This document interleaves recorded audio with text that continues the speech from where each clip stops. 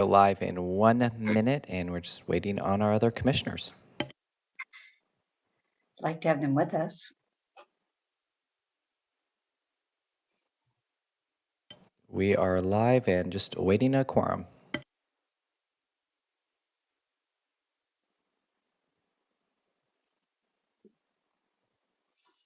Good morning. We will be getting started in just a few minutes.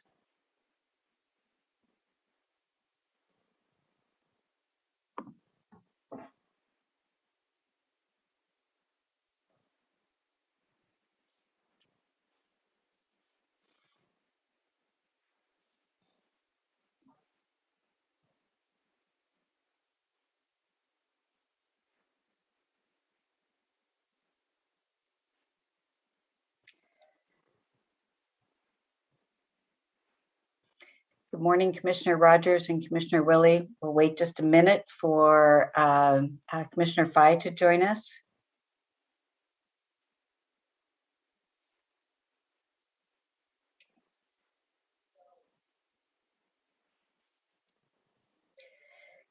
Morning, my name is Pam Treese. I'm Vice Chair of the Washington County Commissioners.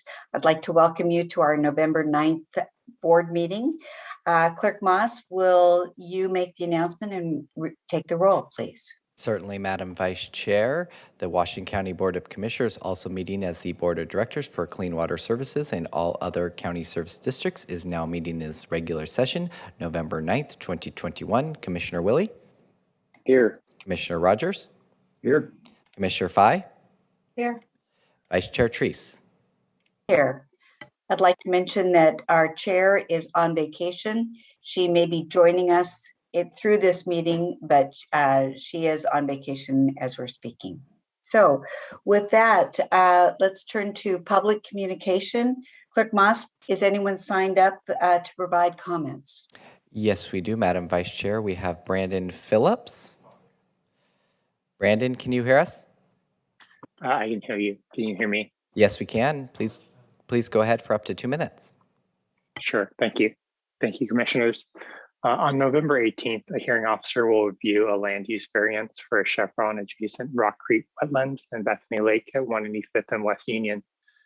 This application proposes storing 52,000 gallons of petroleum 80 feet from public wetlands, and approving this application carries significant environmental and economic risks. This board can protect the county from these risks. In fact, this board is the only group able to do something about it. The EPA and DEQ do not regulate the location of underground storage tanks. Clean Water Services doesn't. It's the code responsibility, and other municipalities have already taken a lead on this issue. The environmental risks. According to the Oregon DEQ, in the last 12 months, 3% of the roughly 1,700 regulated underground storage tank sites across the state have leaked. Their data shows leaks originating from tanks, pipes, dispensers, and delivery mistakes. These leaks end up in soil and water. At a 3% yearly failure rate, it isn't a question of if, but when. The economic risks. Every level of government is investing in infrastructure to reduce passenger vehicle fuel consumption, and electric vehicles will put service stations out of business. Washington County has recent experience foreclosing and managing an abandoned service station at 1874 Southwest Baseline.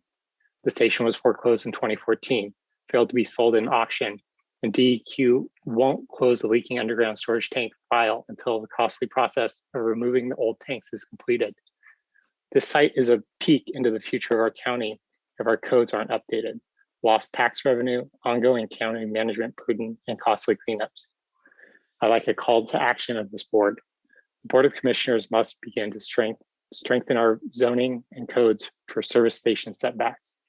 I put together land use resources at postpump.org and have started to have discussions with commissioners and with land use commission. Appreciate the time. Thank you. Yeah, thank you, Brandon. And Vice Chair Treese, that is all that is signed up for this morning. Great. Thank you, Mr. Phillips, for your comments. Today's consent agenda contains the following issues. We have one item from Clean Water Services 5 items from Land Use and Transportation, 1 item from Health and Human Services, and 1 item from Support Services. Commissioners, are there any changes you would like to make to the consent agenda? If not, please entertain. We have a motion from Commissioner Rogers and a second from Commissioner Willie. All those in favor, please indicate by raising your hand. Thank you. The consent agenda passes unanimously. At this time, I'd like to move to our public hearings. The first public hearing we have today is on Ordinance 879. I'd like a motion and a second to read the ordinance by title only. Thank you for the motion, Commissioner Rogers, and the second by Commissioner Willie. All those in favor? Thank you. County Council. Ordinance 879, an ordinance amending the Washington County Tigard Urban Planning Area Agreement, an element of the Washington County Comprehensive Plan. Thank you, Mr. Carr. Do we have a staff report? We do, Madam Chair. Michelle Miller, Senior Planner, will give the presentation on this ordinance. Good morning, Vice Chair Treese and Commissioners. I'm Michelle Miller, Senior Planner in Community Planning within Land Use and Transportation Division. I'm here to present the staff report for Ordinance number 879, Amendments to the County Tigard Urban Planning Area Agreement. Next slide. As some of the commissioners are aware, we've been updating our urban planning area agreements, or UPAAs, with the cities in the county over the past few years. These agreements serve as the basis for intergovernmental coordination regarding planning in the urban area. They help fulfill statewide Planning Goal 2, which requires this coordination and consistency between local, city, and county land use comprehensive plans, and also with our regional plans. In 1983, the county entered into individual UPAAs with cities in the county. The adopted UPAAs are an element of our comprehensive plan. Each agreement includes a map that shows the city's unique urban planning area or area of interest and lays out policies for coordinating comprehensive planning and development within these planning areas to be compliant with state goals and our laws. For the most part, the coordination includes involving each other in comprehensive planning and notification on development projects within the mapped urban planning area. It also gives authority to plan within the designated urban planning area so that the city can prepare for eventual annexation. There are a lot of standard provisions among the UPAAs, though each city has unique circumstances that require individual agreements. Updates to the city's UPAA may be needed when the UGB expands or annexations occur over time.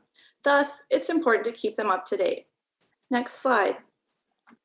Today, we're here with the UPAA between the City of Tigard and the county. The City of Tigard is shown in light yellow on this map and is located between Beaverton to the north and Tualatin to the south. Next slide. Tigard's UPAA was first adopted in 1983 with several updates during the 1980s. The last update for Tigard occurred in 2003 and included additions to the regional urban growth boundary, annexations since the 1988 UPA update, and special provisions for Murray Boulevard extension. Next slide. Since the last update in 2003, Tigard has added River Terrace to its city boundary. River Terrace is outlined in green on this map and is located along Roy Rogers Road between Shoals Ferry and Beef Bend. Per Metro UGB expansion timeline map, most of River Terrace expansion was approved by Metro in 2003 and a portion in 2011, and confirmed with the Grand Bargain legislation in 2014. Next slide. Since 2003, several regional planning related events have created the need to revise most UPAAs. The Urbanization Forum took place in 2009. It brought together the cities in Washington County to agree that all future UGB expansion areas would be governed and urbanized by a city rather than unincorporated Washington County. The main thing that's changed for the need to revise most UPAAs is the advent of the urban and rural reserve lands. The Oregon legislature validated the urban and rural reserves for Washington County in 2011 and ultimately confirmed by the Grand Bargain in 2014, with the county adding this designation to our maps in 2017.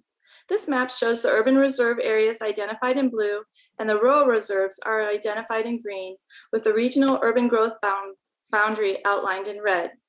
Most recently, Tigard has initiated concept planning for the identified urban reserve area, River Terrace West, located on the western edge of Tigard, with the yellow areas pointing to that area on this map. Later this year, Tigard plans to ask Metro to expand the urban growth boundary to include River Terrace West so that Tigard can be more detailed, comprehensive planning for this area. Next slide. The county and city of Tigard staff worked together to make the necessary changes to the UPAA and Exhibit A, the map before you today. In August, Tigard City Council acknowledged this update and confirmed their support for the changes. This map is a zoomed-in version of Western Tigard, which identifies and highlights some of the changes included with this update. The gray area shown on this map is Tigard City's boundary. UPA Area A, shown on this map, are the urban unincorporated areas where the county has planning and development review authority and where the city has an interest in providing the long-term services for the area.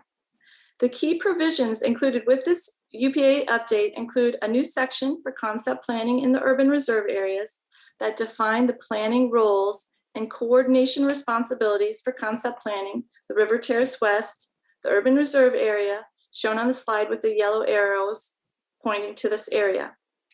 In response to Commissioner Rogers' comment at the work session earlier regarding Tile Flat Road, I want to confirm that there are 3 special policies in the UPAA that affirm the city and county agree that Tile Flat Road will be extended through River Terrace West to the ultimate connection at Roy Rogers Road, and that the city and county will continue to coordinate on the road's ultimate design and alignment. And these provisions can be found on page 11, section 4D of the UPAA. The changes address Metro's requirements for planning for new areas under Title 11 and are identified and described in the compliance expectations for these UGB expansion areas. And lastly, the Tigard planning area map is amended to add the urban reserves and all the other map updates. Next slide. So here is the 2021 UPAA map, Exhibit A, showing the Tigard area. Next slide. So changes to the UPAA made through Ordinance number 879 comply with statewide planning goals, Metro Title 11 and 14 of the Urban Growth Management Functional Plan, and our comprehensive plan policies.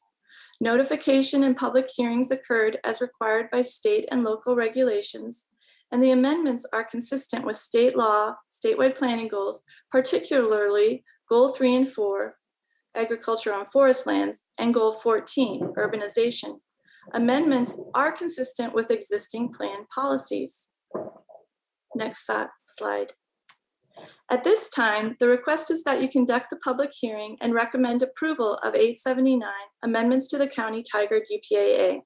By a separate action, adopt associated findings by resolution and order.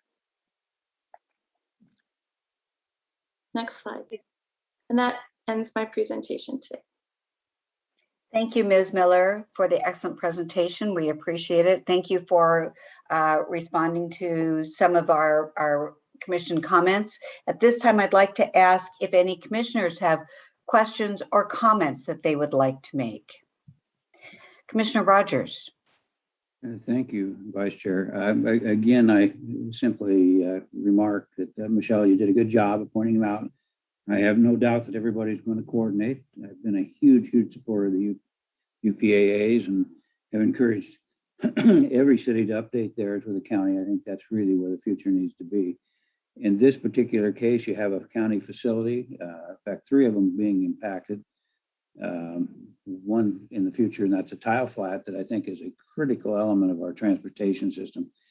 In chatting with some electeds at the city, I think they see it more futuristic than I see it. I think once this process starts moving, I think it's going to move fast.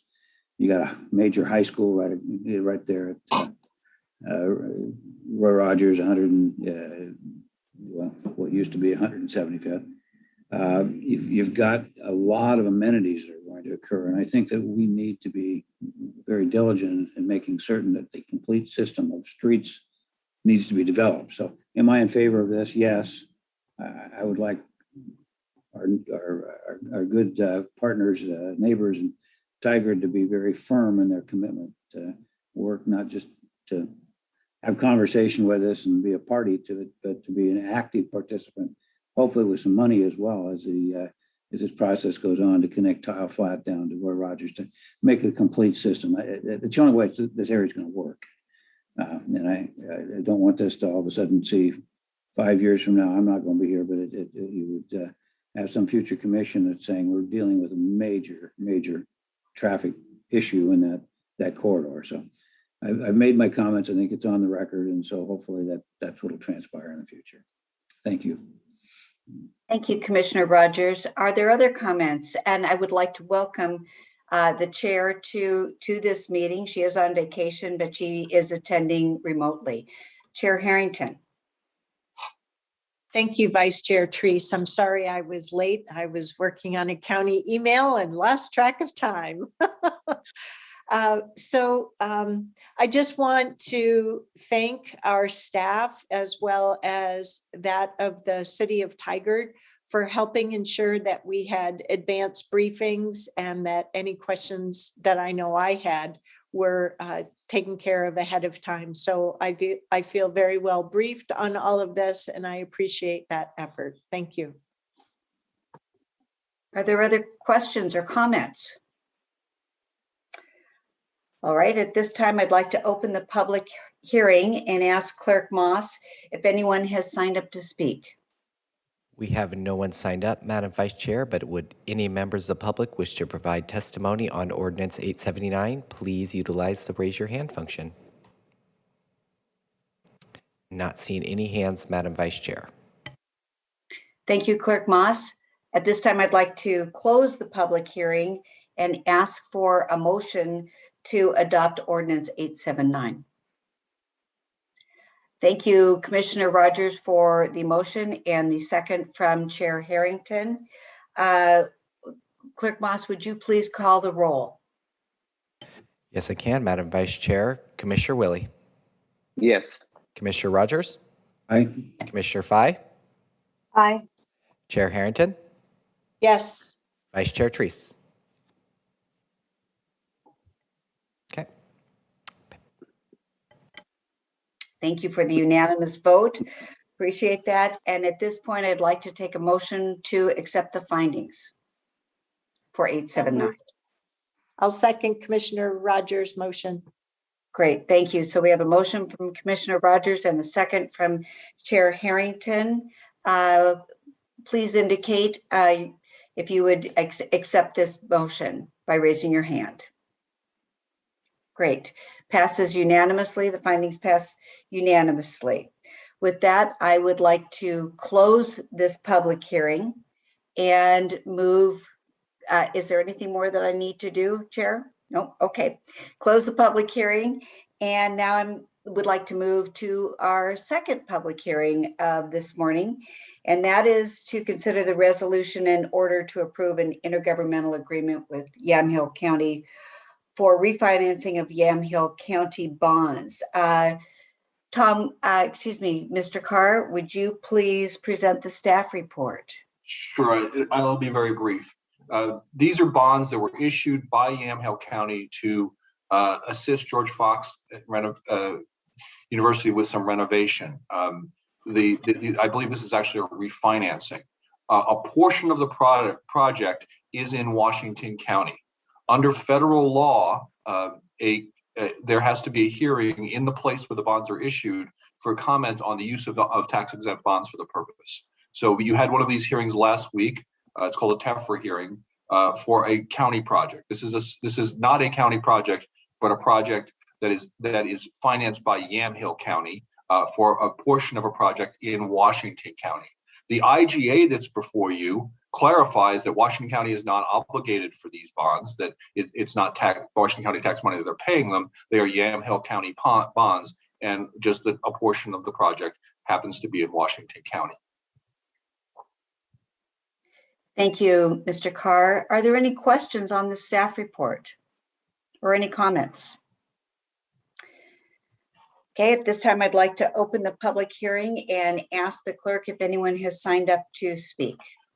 Thank you, Madam Vice Chair. No one has signed up to provide comment. Would any member of the public wish to provide testimony on the board concurring with Yamhill County on this bond matter? Not seeing any hands, Madam Vice Chair. And to note, since this was a TEFRA hearing, Michael Schrader from the ORC was to be online, but I do not see him, and we have not received anything for the TEFRA part of that hearing per the federal law on this matter. Does that mean we have to postpone this vote? No.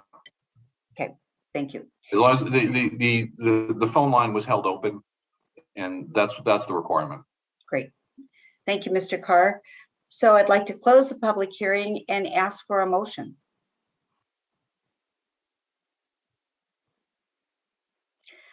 I see a motion from Commissioner Willie and a second from Commissioner Rogers. Thank you. Clerk Moss, this just requires an open vote, correct? Chair, this is just a regular vote. Okay, great. All those in favor, please indicate by raising your hand. Thank you very much. So with that, what I'd like to do is go back to Clerk Moss and ask if there's any public communication for the last portion of our meeting. Yes, Madam Vice Chair, we have one person signed up, Donald Pierce. Donald, can you hear us? Yes, I can. Please go ahead for up to 5 minutes. Okay. Greetings, commissioners, Treese, Rogers, Willie, and Chair Harrington. My name is Donald Pierce. I'm a plans examiner for Washington County. And the topic of my testimony is the pending OSHA ETS for mandatory vaccination of employees of companies with 100 or more employees. It's my understanding that Oregon OSHA, prior to adoption, will review and edit as necessary the Department of Labor's, OSHA Emergency Temporary Standard for vaccination and testing. I only have a draft copy. It's all I could find online. It's dated October 4th. In this section, in this copy, in section B, there's a request for comment. And I'm unaware if opportunity for comment is ended on the federal level. I'm really unfamiliar with this process, but I assume that county commissioners will be solicited for their input on the state level. And so I'm using this opportunity to testify to provide a reasoned perspective. Regardless, in that draft I saw, the questions posed kind of provided an outline for my assertion that people who have recovered from COVID have a natural immunity comparable to the immune response provoked by vaccines. And so yesterday I sent written testimony because I didn't want to, muck up the time with a bunch of scientific studies and try and summarize them for you. But if you have time, you might take a look at it. I like science, I rely on science. And so in summary, I'd like to say that in the section B, the temporary standard states that OSHA determined that workers who have been infected with COVID but have not been fully vaccinated still face a grave danger from workplace exposure. And this is an area of ongoing scientific inquiry. And so according to the OHA's data, 98.8% of those infected survive. Of those 98.8%, how many suffer serious or lethal breakthrough infections? There's absolutely zero data. And I think it's incumbent upon them to justify that those recovered from COVID-19 continue to face a grave danger, because I assert that there is no grave danger. It's minuscule at best. Since the standard hasn't been met by OSHA's own rules, which states that OSHA must determine that workers are in grave danger due to exposure to toxic substances or agents determined to be toxic or physically harmful or new hazards, that an emergency standard is needed to protect them. It's not been met and can't be applied to people that have recovered. The ETSM states just after that, given scientific uncertainty and limitations in testing for infection and immunity, OSHA is concerned that it would be infeasible for employers to operationalize standards that would permit or require an exception from vaccination or testing and face covering based on a prior infection to COVID. So in this sentence, OSHA admits that they lack the scientific data to exclude people recovered from COVID-19 and the ETS mandate. And secondly, OSHA pivots at this point to show concern for how employers will operationalize the standard. And frankly, that's not OSHA's job. These are managerial decisions based upon individual operational needs. Companies and jurisdictions have operationalized PPE and shutdowns for nearly 2 years. And I believe certainly this is outside OSHA's scope of authority. I just wanted to offer some scientific studies since OSHA wasn't able to come up with any. The Lancet in April 17th of 2021 provided a paper that said after 7 months, a previous history of SARS-CoV-2 infection was associated with an 84% lower risk of infection. 84% after 7 months, which is far better than the J&J vaccine.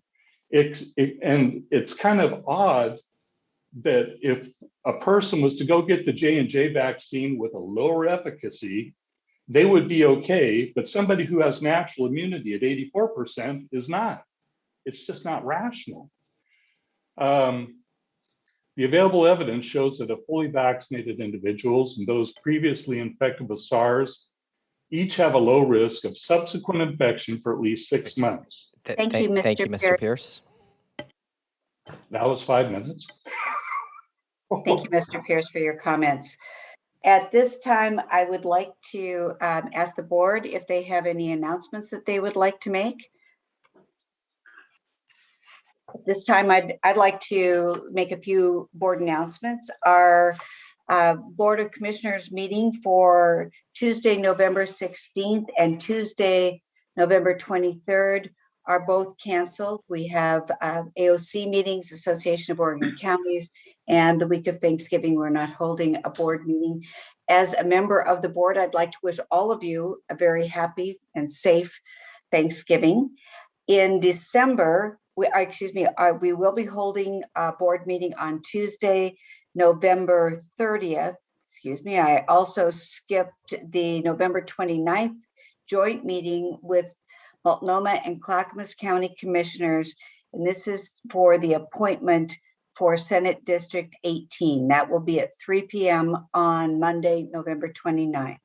On Tuesday, November 30th, we will have a work session that starts at 2 p.m. in the afternoon and the board meeting that starts at 6:30.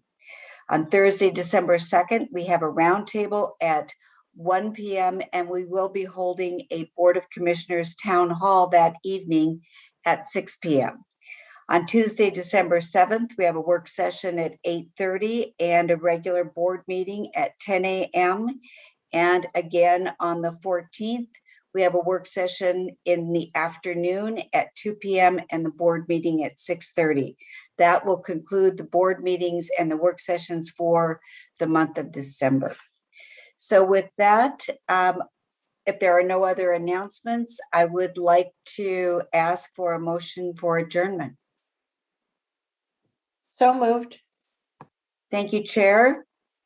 And second from Commissioner Willie. The meeting is adjourned, but I would like to ask Ms. Todd, vote. Yes, please vote. All those in favor of adjourning the meeting, Thank you. Apologize.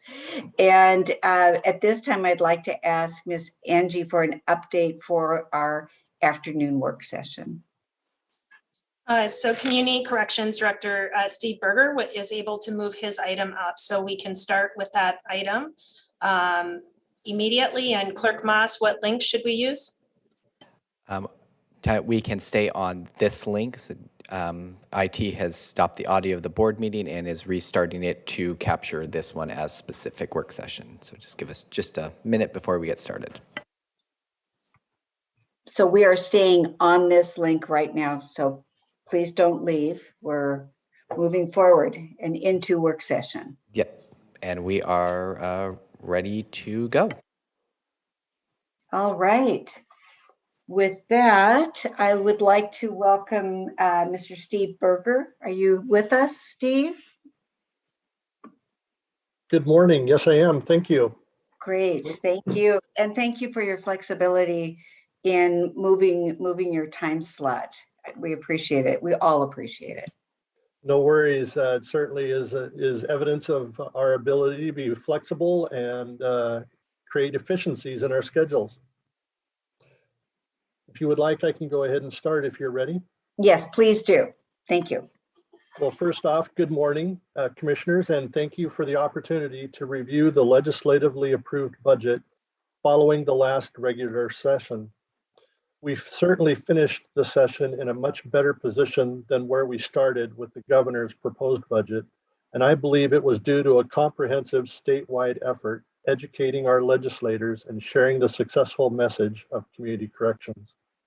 I do want to emphasize and thank you for your active role in talking with our legislators and making community corrections funding a priority during the session. You and our government relations team made a significant difference. So I wanted to start by saying thank you. Next slide. Earlier this year, you asked me to come back following the legislative session to discuss community corrections funding. Today, I will unpack the 2021-23 legislatively approved budget and share a few considerations during the discussion for our upcoming county fiscal budget for 21-22. First, however, I will briefly highlight our strategic goals and share how Washington County is leading Oregon's implementation of evidence-based strategies and principles of criminal justice reform. Next slide. Community corrections provides three primary functions. 4, if you include, as I do, rewards and positive reinforcement. So we have supervision, services, sanctions, and rewards. In Washington County, these functions are uniquely delivered based upon a change agent relationship in which we create a professional alliance with justice-involved individuals under our supervision. We are more than a one-dimensional compliance monitoring agency. Our supervision functions are integrated into a service delivery practice model I will speak to in more detail in just a bit. Supervision and services include treatment, counseling, assessments, case planning, and community engagement. Sanctions are generally more recognized by most to include jail, electronic monitoring, community service, and increased reporting or supervision. Rewards include written and verbal praise, reduced supervision, or gift cards. It can be as simple as a thank you for showing up for an appointment. Now, some may say showing up for an appointment is not deserving of a reward because they were directed to report. I like to point out that those under our supervision still have a choice. Between their home and our office, there are many opportunities whether they are going to follow through with those directives or not. And now there may be consequences, but it's still a choice. So we should find ways to reward the desired behaviors. I like to use the phrase using the carrot when we can. Next slide. I won't spend too much time on this slide or the next, other than to note we have 5 strategic goals, which you reviewed last month and approved in our 2021-23 biennium plan. Our first goal is prioritizing equity, diversity, and inclusion. aligning current practices within the county-wide EDI initiatives and centering all practices within EDI. For this, our department developed an internal EDI consulting team to ensure application of EDI practice initiatives to all of our practices, policies, and procedures. We also actively participate in the Washington County EDI Leadership Council and subcommittees to ensure department practices align with the county-wide initiatives. The second strategic goal is behavior change. Next slide. Third is accountability.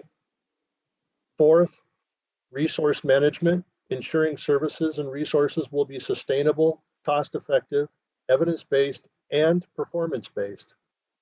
And lastly, but certainly not least, our commitment to victims and community, respecting and addressing victims' rights and needs, contributing to community reparation, providing culturally appropriate services to enhance our accessibility for victims and community members, collaborating with criminal justice agencies, professionals, advocates, and community on meeting victim needs, providing victim services to support community efforts and providing services to our victims and their families, and make all reasonable efforts to collect victim restitution and court costs.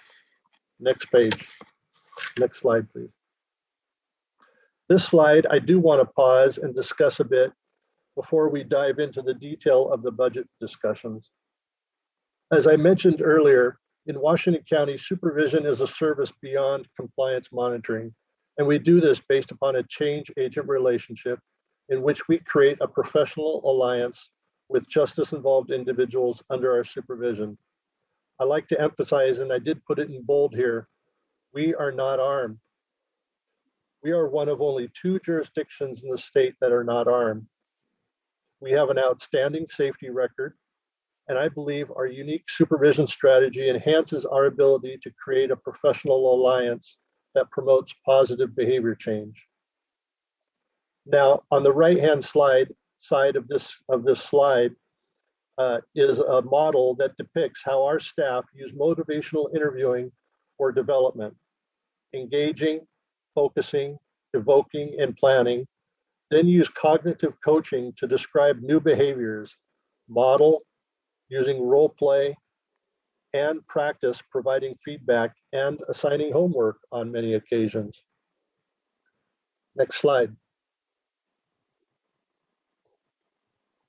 Our Community Corrections Center is the largest work release and transition center in the state.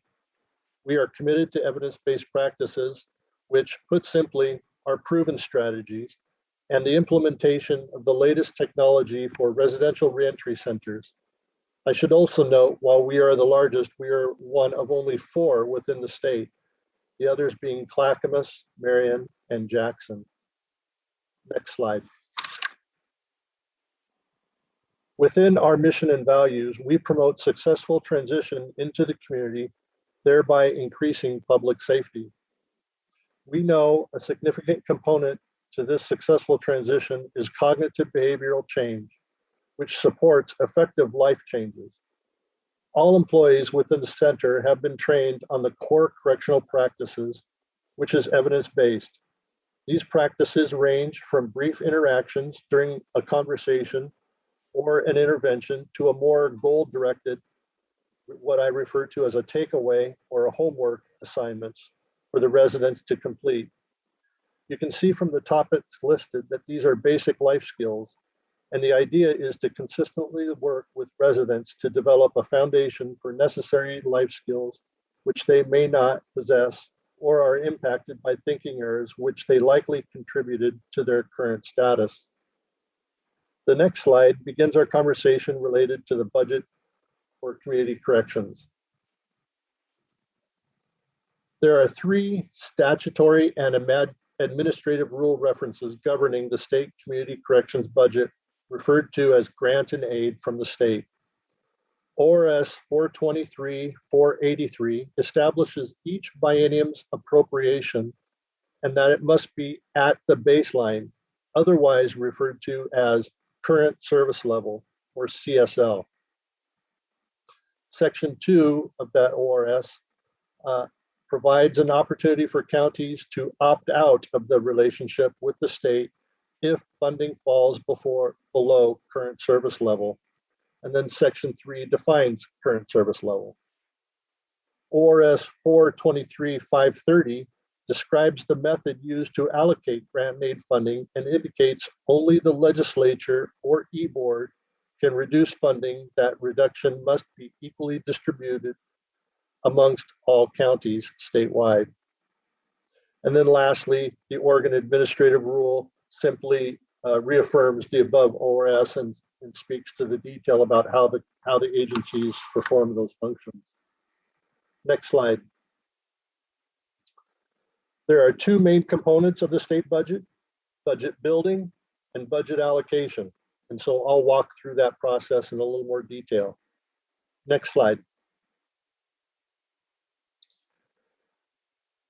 As with any process, there are multiple timelines. Between April and June of the even numbered years, the State Department of Corrections develops an agency request for the governor based upon daily rates specific to the corrections April population forecast. This includes a breakdown of the cases, which I will define in a moment. The governor then develops a proposed budget for the legislature in the late fall of the even numbered years. The governor's budget is further adjusted by the October corrections forecast and approved policy packages submitted to the governor. Lastly, during the legislative session, the corrections April forecast is used to finalize the current service level budget in addition to any newly passed legislation. As we walk through this, you can begin to see the impact COVID and the backlog of pending court cases may play related to the population forecast as community corrections funding follows a capitated rate based upon the total population under supervision. Next slide. This is where it starts to get a little more detailed. In developing the capitated rate, all justice-involved individuals on active supervision are counted in 3 snapshots during the odd-numbered years, including those transferred out of state, being supervised through an interstate compact agreement. The incentive, and it also includes incentive cases which were closed for good behavior. These cases are referred to as earned discharge, which we continue to receive funding for through the original sentencing date, as not to penalize a jurisdiction for good work and motivate and moving of individuals off supervision to reward good behavior. I would like to highlight we are currently in the window now for 3 snapshots in preparation for the 2023-25 budget. The first and second snapshots were taken October 1st and November 1st, with the third scheduled for December 1st. I don't want to get sidetracked on my next comment, but I am concerned that the COVID pandemic, which has led to a significant backlog of pending criminal cases, could have future budgetary impacts well beyond the pandemic based upon the current unprecedented low caseload levels and the variable associated with the court's proceeding of the backlog.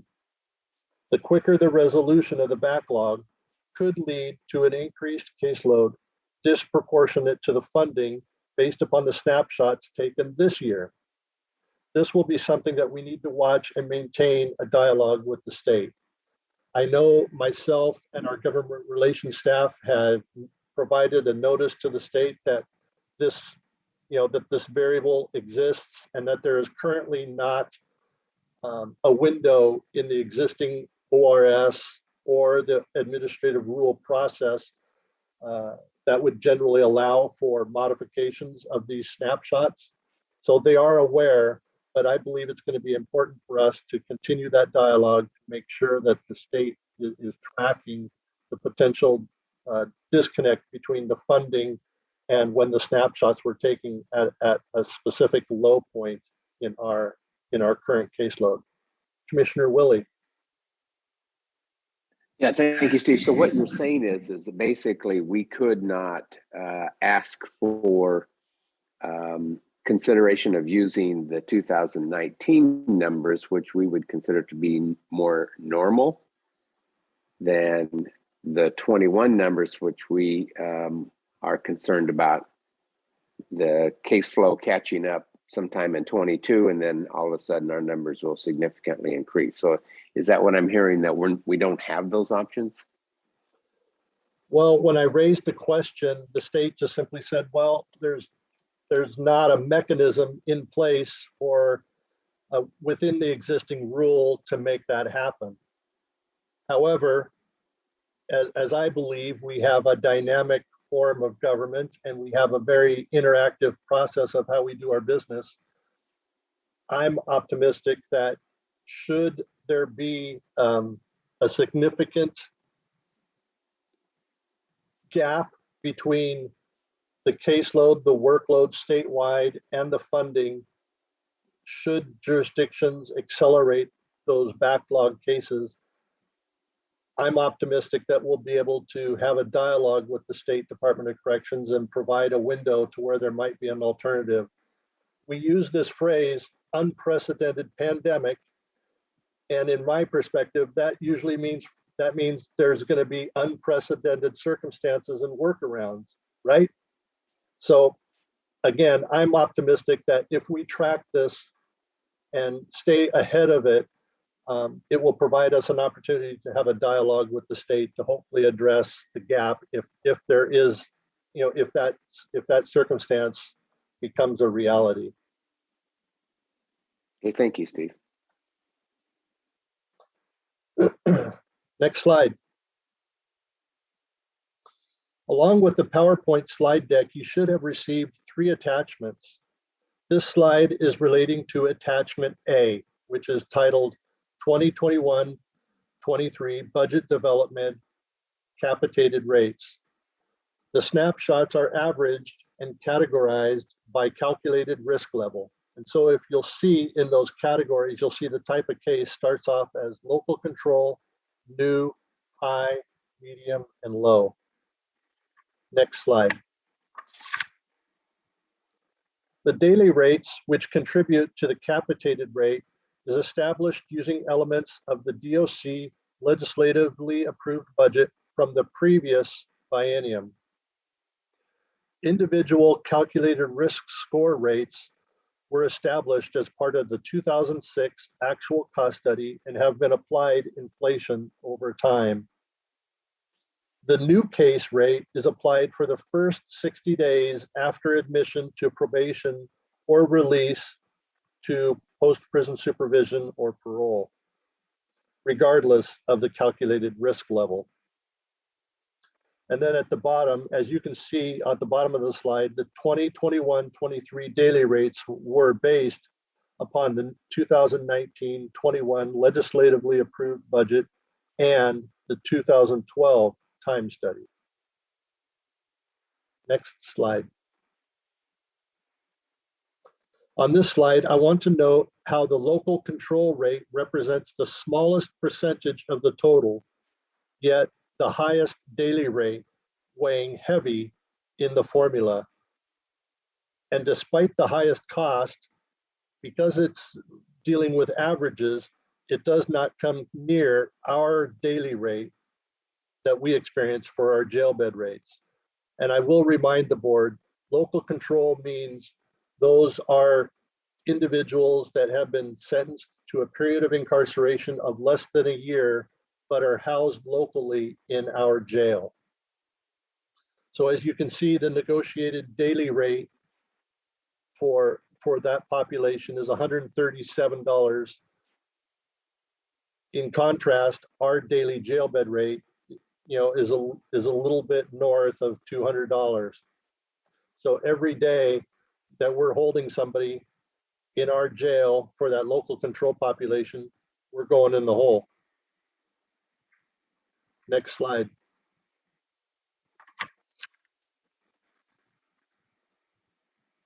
In this slide, the monthly costs add to arrive at the forecasted current service level.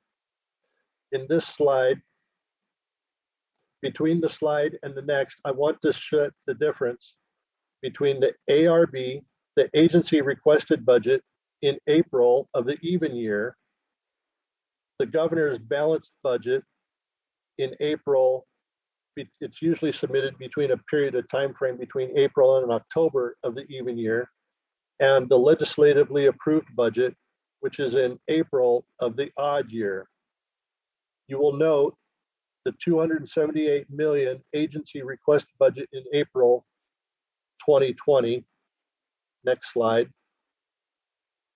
Now you will note down there with the red arrow, the LAB tied to the April 2021 forecast, only 234 million. This is due to the decline in the population under supervision. The agency request budget again is in April of the even year, and then the LAB is in April of the odd year. Next slide.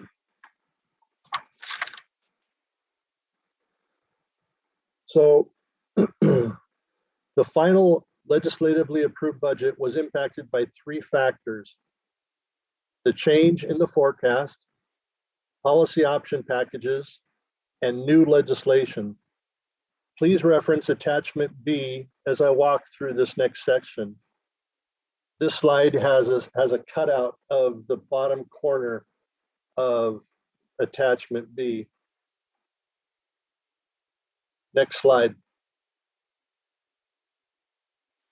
Package 244 was a significant bonus for our funding challenge associated with inflationary costs. Historically, the state reviewed grant and aid for community corrections is viewed similar to a contracted services and not eligible for the state practice of what they call exception inflation rate adjustments. This is a common practice for state agencies to account for inflation adjustments to state personnel services, accounting for inflationary costs beyond traditional indexing.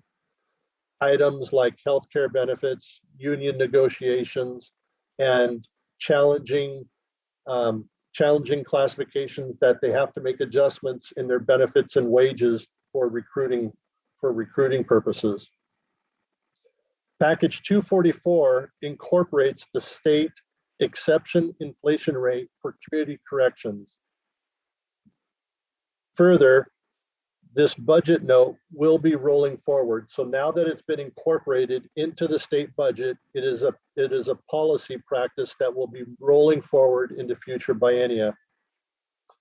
This package was based upon a 2019 county survey establishing 65.8% of county grant and aid expenses were tied to personnel expenses.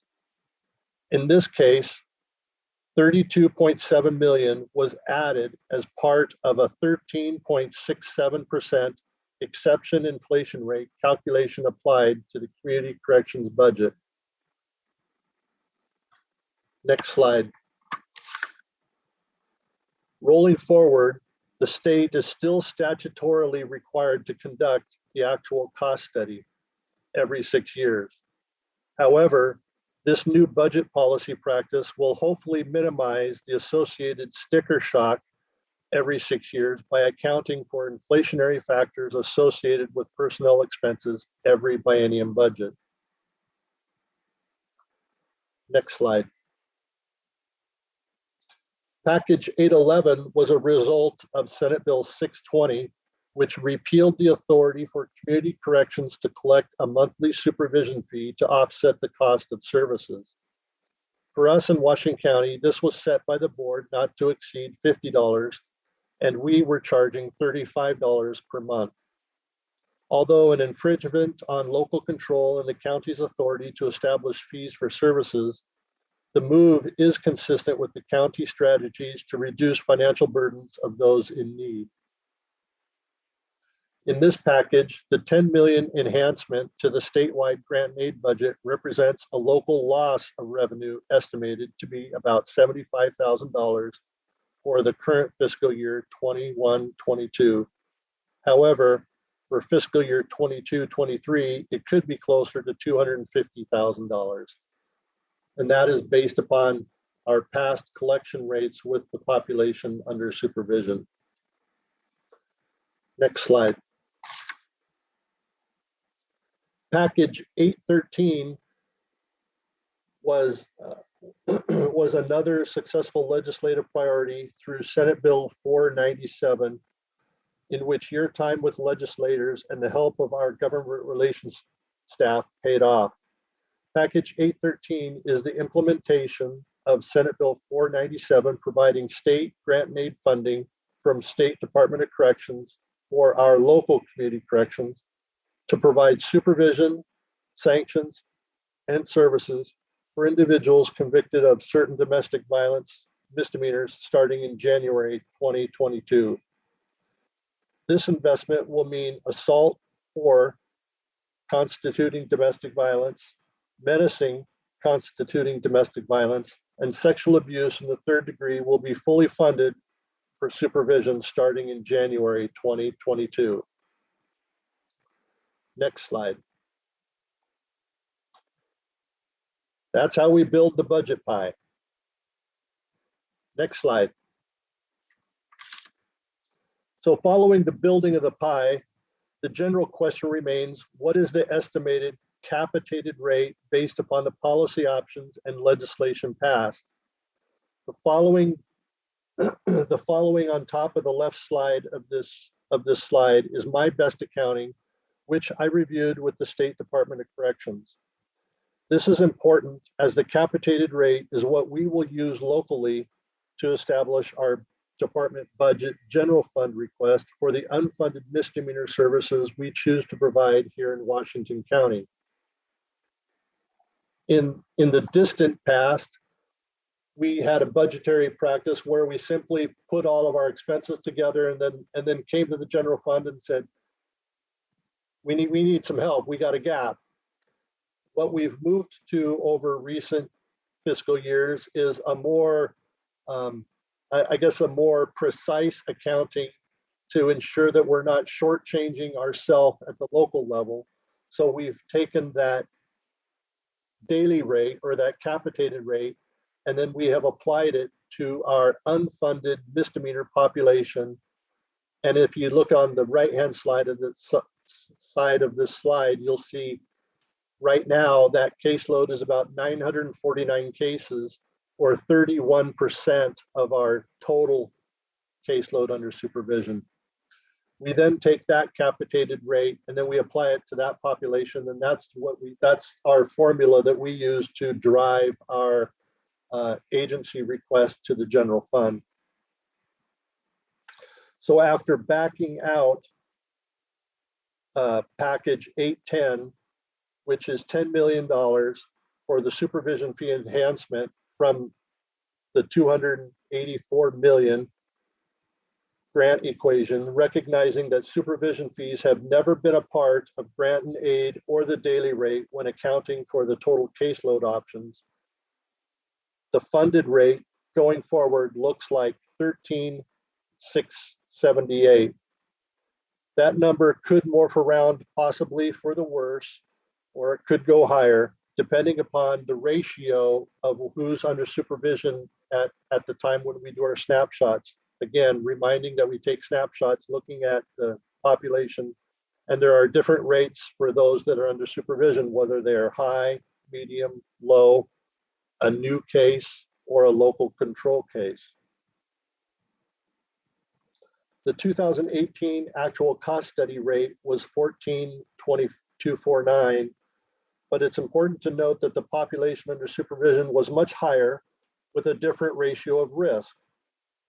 For context, 13.678 is 95.99% of the 2018 actual cost study calculated rate, which represents a 13.35% increase from the 2019 capitated rate of 12.067.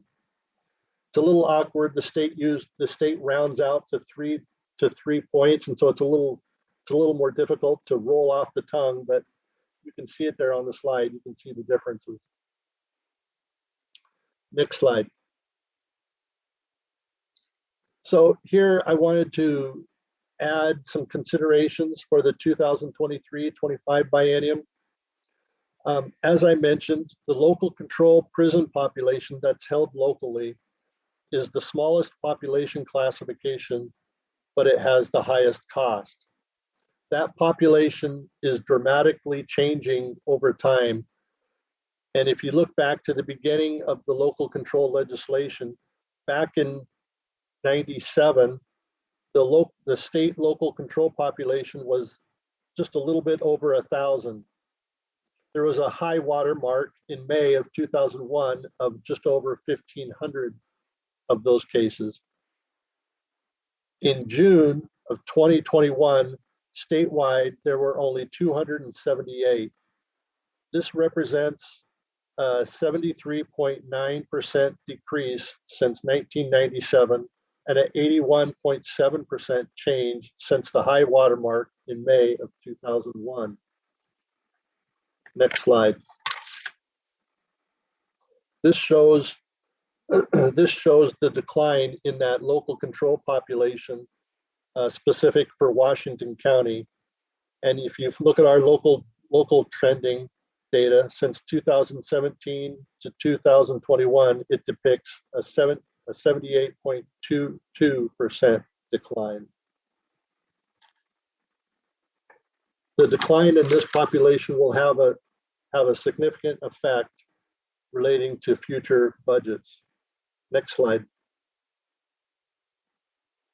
Future funding associated with package 811, Senate Bill 620, the 10 million supervision fee enhancement should also be tracked separately from the grant and aid equation.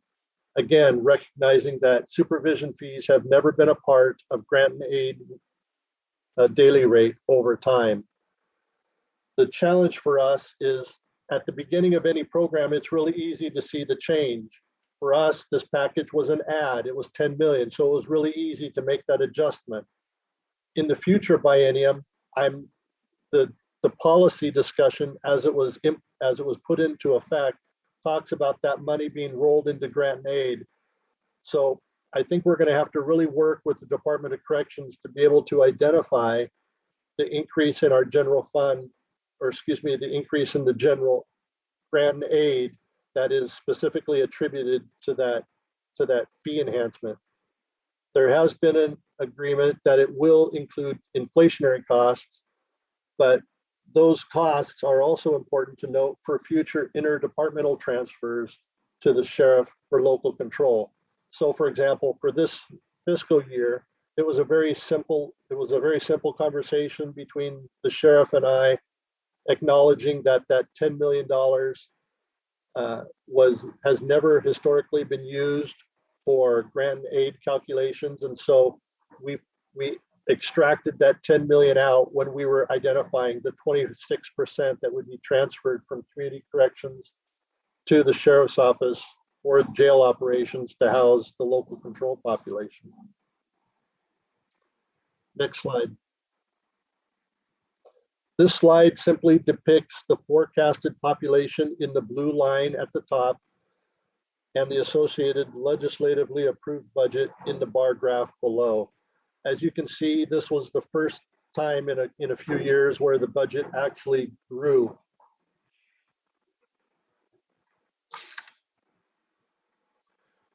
I'm not sure if you guys can hear that, but you may have to bear with me. We got some people washing the windows in my office, so I can hear it. I don't know if you guys can hear it, but our facilities staff are taking care of us and making sure we have clear windows, so when we see a little bit of sun, we get to enjoy it. You're fine, Steve. Thank you. Next slide. Okay, so up to now we've been talking about how the pie was built. Now, how big of a slice does Washington County get? Next slide. For the allocation, there are two steps: determining the county caseload and individual county by county allocation percentages, and applying those percentages to the legislatively approved budget to determine each county's slice of the pie. Next slide. Determining county by county allocation, snapshots are taken in October, November, and December of the even numbered years of the community corrections caseload. All justice involved individuals under active supervision are included in that, and that includes the incentive cases, justice involved individuals that are closed to either bench probation or early termination, or as I mentioned before, earned discharge. The 2023-25 allocation snapshots will be taken from October, November, and December 2022 caseloads. And at that point, that will be including the designated person misdemeanors that we had talked about in Senate Bill 497. So that's going to be a bonus for us in that we will be able to extract those cases from our request to the general fund, recognizing that they are funded at the state level. Next slide. This slide notes the incentive cases that are included, cases which were closed early for good behavior. These are cases referred to as early term bench or earned discharge, as I noted. We'll continue to receive funding for those cases through the original sentence date as not to jeopardize jurisdictions for good work and moving individuals off supervision to reward good behavior. Next slide.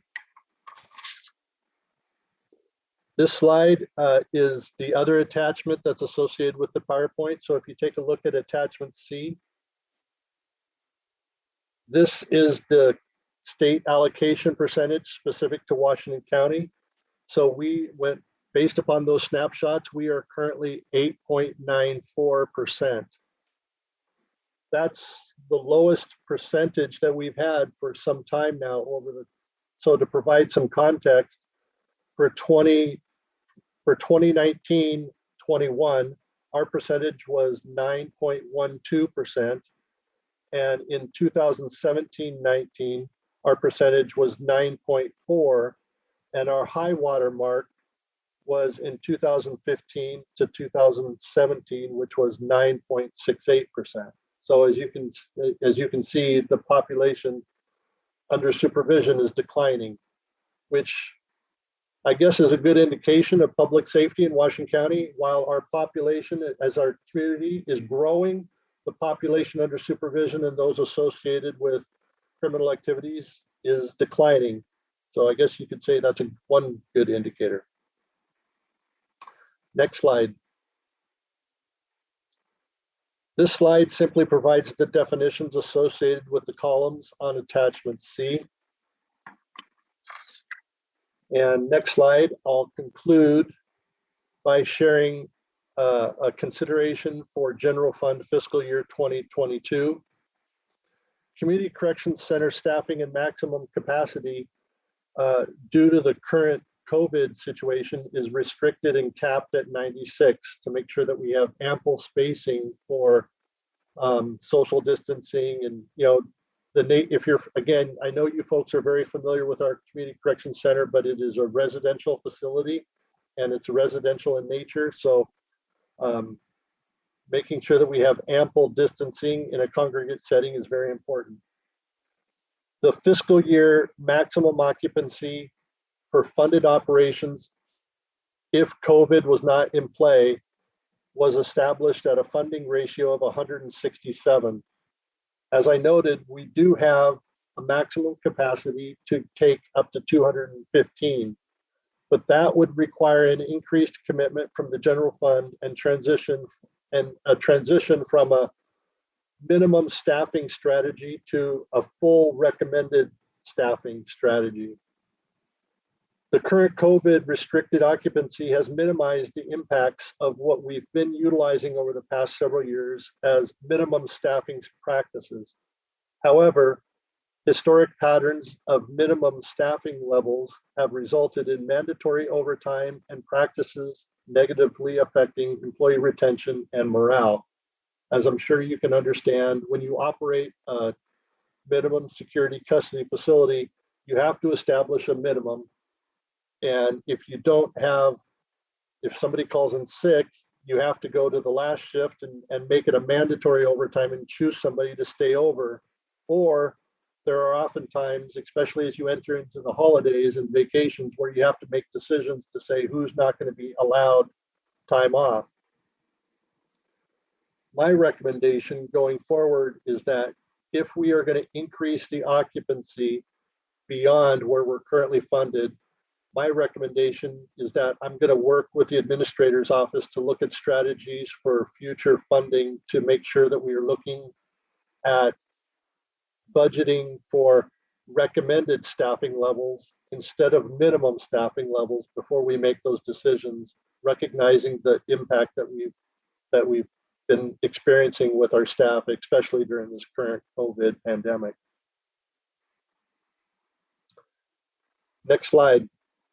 That concludes the unpacking of the budget, how it was built, how it was allocated, and where, from my perspective, we ended up in a much better position than where we started. And again, I like to believe that the work we do matters, and the work that you folks did by prioritizing community corrections budget with our government relations staff played a big part in our effort to educate legislators down in Salem. And if I was to call out one specific person, in addition to you folks on the board, I would highlight that Jajit, really he really carried the ball for us down there and put in a lot of extra work. And I can't speak his praises highly enough right now.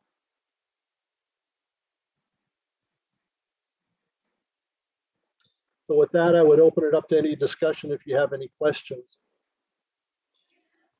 Are there any questions or comments from the commissioners? Before we do that, Mr. Berger, thank you very much for the presentation. It was very comprehensive. And I think all of us would agree that Jajit did a great job for us in Salem. So thank you for that. Are there comments? Commissioner Willie. Just a question for Steve, back on slide 35, when you were talking about considerations for general fund fiscal year, the last item there probably is the most important part of it, the anticipated budget impact of $1 million. So I just want to make sure that I understand that's what you're talking about through all of the calculations that you walked us through there. The budget impact is $1 million. Am I correct in understanding that? Well, that would be that will be a policy decision that we would need to make if we were going to make the decision to increase our maximum capacity or occupancy at the Community Corrections Center beyond where we are currently operating at now. If we were going to raise it from the 167 back up to the 215 post-COVID, that policy decision is going to come with a price tag that is in the ballpark of $1 million. It's actually a little lower than that, but I rounded up. But that would be a policy decision that we would have to make locally. And my belief is that would be a conversation that we would work through with the administrator's office and the sheriff's office, based upon what I assume would be the driver of what's our custody population and what's the population that's currently eligible to be housed at the Community Correction Center. So I wouldn't say that there's a gap or a deficit of $1 million. It's just there will be a policy decision at some point that we're going to need to make a decision if we are going to increase our occupancy, that there will be a price tag with it. And then I simply just wanted to add, my recommendation would be if we make that policy decision, my recommendation is that we base it upon recommended staffing levels as opposed to the minimum staffing levels necessary to raise our occupancy. Okay, thank you. I appreciate that for that clarification. Are there other comments or questions? Yeah, I'd comment, Steve. Nice deep dive. I'm not sure that I tracked every number, but and this is a pretty detailed analysis of what's transpiring. But I've always, in my I guess, neophyte understanding of how you're dealing with things. There's a lot of projections, a lot of guessing as to what's going to happen. And is there a kernel in here for us, those of us who aren't pushing the pencil quite as hard as you and figuring out all the details? Is there something that ought to be done other than advocate at state level? I understand, but it's something that correct the formulas. I mean, this seems like a mathematician's jumbled nightmare, just to figure out how to do this and then to try to figure out how we even it up amongst everyone. It seems to me that there's some policy questions in my basic understanding that if there was a per capita, not like you're deriving it at, but some sort of a per capita that was not based upon historical formulas, but new formulas of what real costs are, that would drive the state in their funding. I mean, we're using a lot of, and again, correct me where I'm wrong, but a lot of outdated stuff and trying to somehow fit us all into these neat little boxes and silo, saying, but this is all we have, and this is what we've done, and this is how we do it. I'm sure you wouldn't come up with the same funding analysis if you were doing it, if you had the golden pencil. But I'm rambling a bit because it's very complex stuff. It looks like Washington County is not getting full funding from a state program. And that's what it looks like to me. And so tell me what I've missed and what you would do differently if you were king of the day. Well, I think we'd probably be in a lot more trouble if I was king for the day. But Commissioner Rogers, I think you do. I think you're tracking the issue very well. And the challenge for us is that when you have a formula for funding that is based upon averages, there's always going to be winners and losers. And for us, and I would put Washington County in partnership with our other metro area counties, Multnomah and Clackamas. You know, it's pretty easy to understand the generalization of what we have here is that the costs associated with correctional services and personnel services and jail costs are higher in the metro area than they are in some of the more rural districts of our state. And so for a population that has a very heavily weighted cost, such as that local control population, Washington County is always, since the inception of this piece of legislation, has always been on the low end of that funding formula. So if I had to highlight something, there is a work group that's being pulled together statewide to take a look at future funding for local control and how it's incorporated within the grant and aid budget. I know that we are going to be actively engaged in that work group and representing the interests of Washington County. So I know Jajit and myself and I would assume the chair would be involved with that as well. We'll be taking a look at how we can better represent the metro area costs and Washington County costs specifically related to those local control population. The other factor that I think we need to keep our eye on is what I highlighted during the presentation, is that potential gap where the state is taking those snapshots now as it for what's going to relate to our funding and allocation in the future. And the variable that's going to be very telling is the variable rate in which our courts address those backlog of criminal cases. And so the faster or the more accelerated rate in which they resolve those backload cases, community corrections is downstream. So that will impact our caseload. So if they accelerate a rate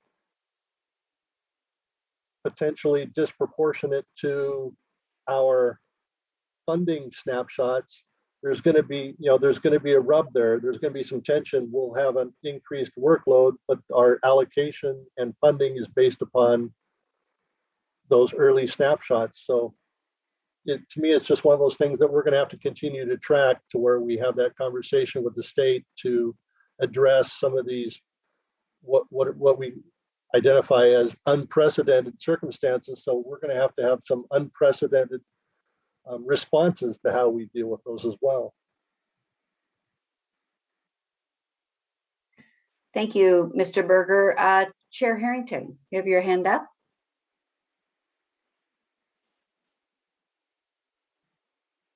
Thank you, Vice Chair Treese. First, I'll start. Steve, this is fantastic information. And I really want to compliment you and your team, as well as Lynn Schroeder's juvenile justice team. With 3 of us new members on the board in 2019, and especially for me, you really helped me as the chair understand the funding landscape and how to prioritize my time and energy the last few years in order to serve the agency well and serve our community well. I came in determined to ensure that I was better able to make decisions based upon community need, and the fact that Washington County had previously made a choice to set up the community corrections and juvenile justice teams with the level of excellence and utilization of best practices is just incredible. And I feel really blessed. I just have a few things. So you've really done a good job of helping us understand how the various levels are defined through state averages and so forth, and helped us appreciate that over the course of time that Washington County's public safety rate, incidence rate, continues to be lower than our population growth might indicate. For our operations, whether under COVID or not, can you help me understand as a gross generalization what percentage level of operation the team, your team, and the residential center tends to operate at? Like over the course of time, we flex between, I'm making numbers up, 80% and at 100% at capacity, or what? Thank you, Chair Harrington. That's a very challenging question. I don't know that we've ever allocated a specific, percentage for operations. We've never really viewed it that way. Typically, the way we go about allocating our resources is we do our biennial plan, and then we allocate. We do a budget, and then we always try to operate, fiscally responsible to that budget. And oftentimes, the CFO will then ask us to operate, say, at the 90% level, right, to ensure that there's sufficient carryover. But right. Our plan is typically put forward at a desired service level commensurate with the resources that we have. Yeah. And then we haven't really approached it as a percentage of current service level. We've never addressed it that way. Okay, thank you. I'm reminded well through your response. I really appreciate that. Because part of what is going on in my head is the fact that with this pandemic, we have this backlog of court cases. And, if there was, somebody had a magic wand and all of a sudden the courts were able to try to catch up or work through some portion, if not all of that backlog, and get back to more of a stasis mode or something.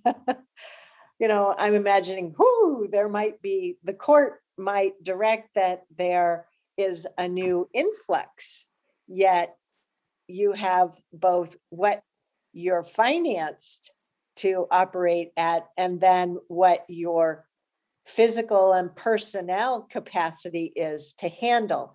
And so I'm trying to figure out some of that, or get a feel for it rather. But really, fundamentally, what my second area of interest is, and it's not determined by you, but Ms. Angie, if you could work with the team to help us, or at least me, given that I have this interest, better understand what the backlog is right now. You know, I acknowledge that we have heard before, and we continue to hear that there is a backlog, but I don't know what the court's estimate might be for, at their current rate, how long it will take them to work through that backlog is one scenario. Another scenario is if you and your team have had, Ms. Angie, had the opportunity to look for holes in the event center schedule to see if some significant portion of that backlog could be addressed by the courts once again. And I know there are lots of moving parts, right? Can't just have the judges, but you have to have all those witnesses, defendants, defense attorneys, prosecuting attorneys, all of that. But what kind of options might we need to try to scope out with tranche 2 funding, given holes in the event center utilization? So certainly not anything I expect you to be answering today, but I'm just trying to frame up, okay, how do we get back, or how do we advance for more of living with COVID, so cold, the flu, and so forth, versus being negatively impacted by it? So Chair Harrington, I can at least at a high level answer that question, that the work is on progress. Interim Assistant County Administrator Erin Calvert is working with Dorian Russell, our ARPA Senior Program Coordinator, and all of our public safety and justice departments to answer that question. It is the cases is not just an impact on community corrections. It really is reflective of the full system of service, and it gets complicated pretty quick. So really what we're trying to understand is what are the scenarios, because any option, it does impact the whole system, and it really does start with the courts. Yep.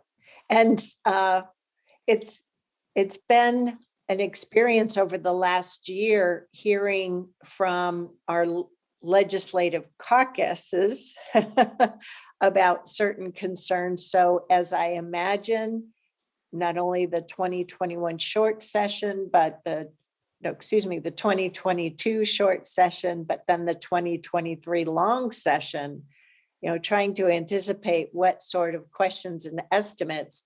From the outside, it may be easier for them to say, well, what do you mean you don't know? You know? And are saying, well, it's complicated. I don't know how that will go over. So I don't know. We'll figure something out. I just have two other things. With the state legislative redistricting, it seems to me, looking at the Washington County,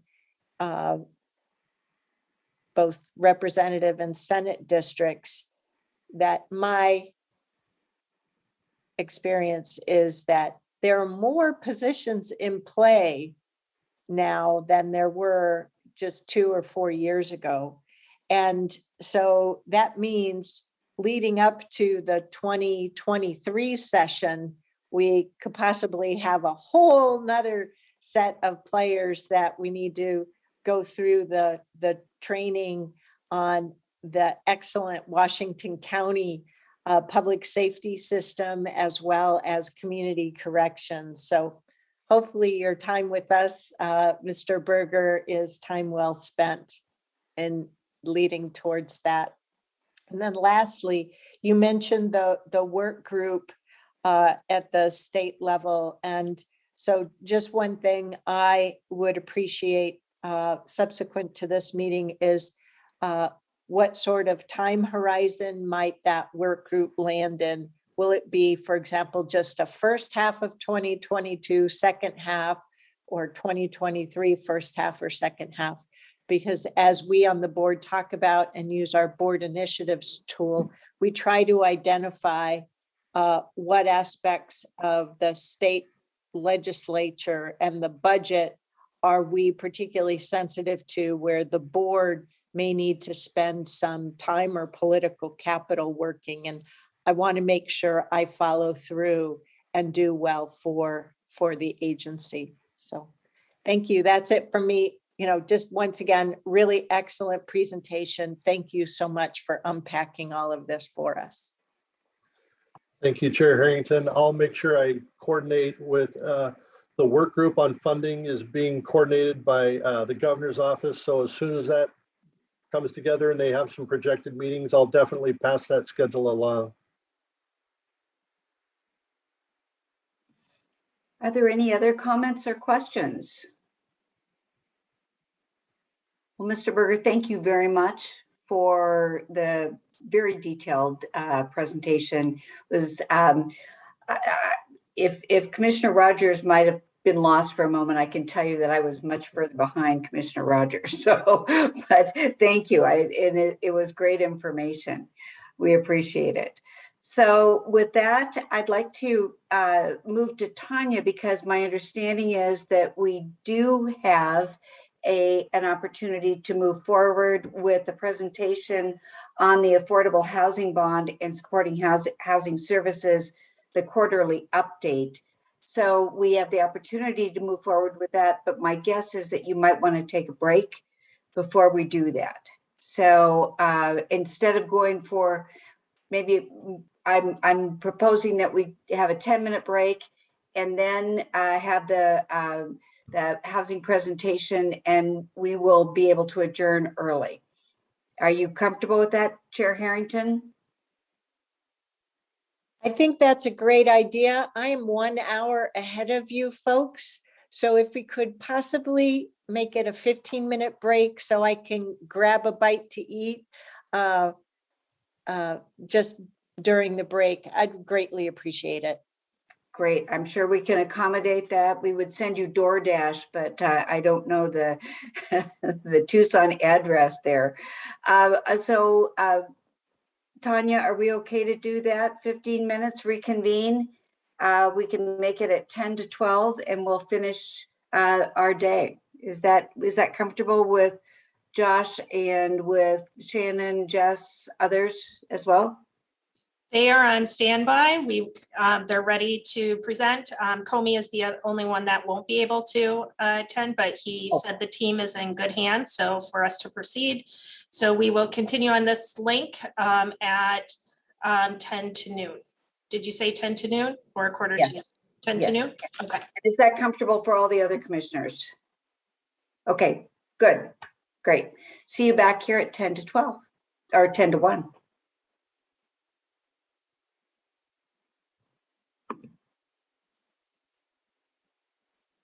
Wait, are we doing 10 to 15-minute break, or are we taking the whole lunch and coming back 12:50? Commissioner Fye, we're convening back at 11:50. 11:50. Okay, good. I thought I heard 12:50, Kevin. Thank you.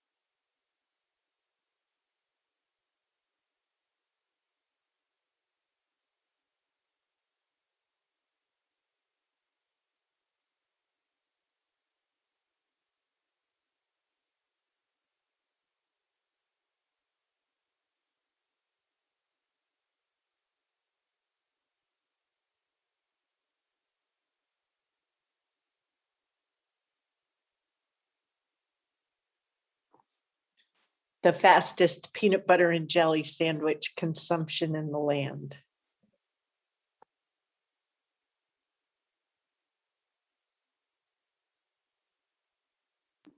You inspired me to make myself a sandwich. Well, turkey, Swiss cheese, and arugula. I should have a sign on my forehead that says does not operate well with hunger or when hungry. We just call that hangry.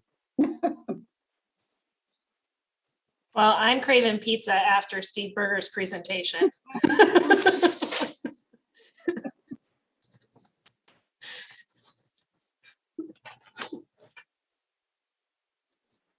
That's great. Well, we're almost ready to get started again. It is 11:50.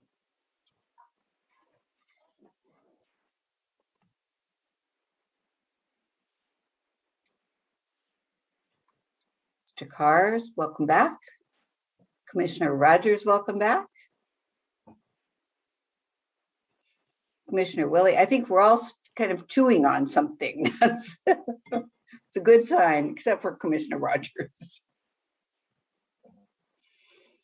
Commissioner Fire, are you with us? There she is. Great. So I would like to turn it, we're starting the section, excuse me, I need to look at my, on affordable housing bond and supportive housing services joint quarterly update. Our presenters are Josh Kreitz, Shannon Wilson, and Jess Larson. So with that, I'm going to open the floor. The appropriate person, please step forward. Thank you so much. Well, good afternoon, Chair Harrington and Commissioners. For the record, I'm Josh Kreitz. I'm the Assistant Director of the Housing Department. We're really excited to be here with you this afternoon to provide this our first joint quarterly update around our Affordable Housing Bond Program and the Supportive Housing Services Program. So over the last 2 years, our Housing Department budget has really increased from 40 million up to 130 million. And if you want to look at some of the key reasons for that, the two programs that we're going to discuss today represent a lot of that growth. So we're excited to share the first affordable housing bond project in the county's implementation area, which is the Viewfinder. It's our phase 1 project, and that's scheduled to be completed next month. So we're really excited about that. And I think one thing that we want to highlight is Viewfinder is also the first opportunity that we have here to align our supportive housing services funds with our affordable housing bond funds, as you're going to hear quite a bit about today. So I'm not going to take a lot of time because we have a lot of really good information, but I do want to say that we have a really innovative and collaborative team working in this department. We're looking for ways to collaborate both internally with other departments, Health and Human Services, our Office of Equity, our comms teams, but also externally with our important community partners. And I think because of the unique structure of being the Public Housing Authority, the implementing SHS partner, the implementing Metro Bond implementer, we're really able to think through unique opportunities to leverage these resources together to serve the most vulnerable folks here in Washington County. So we're really excited about that. And we're really excited to bring these resources to bear as quickly as possible while building that base that's really needed. So we're just incredibly proud of the work that's happening right now. Next slide, please. And I'm going to go ahead and turn it over to Shannon. I think we can go ahead and advance it to the next slide, and Shannon can get right into the presentation. Thank you. Great. Good afternoon, Chair Harrington and Commissioners. Shannon Wilson, Housing Development Manager. And yes, if we could go to the next slide, please. So first, for my part of the presentation, I just wanted to briefly provide context for the Affordable Housing Bond Program. So the Tri-County measure was approved by voters in November of 2018. From there, it took about a year for each implementing jurisdiction to draft their local implementation strategy and negotiate intergovernmental agreements with Metro.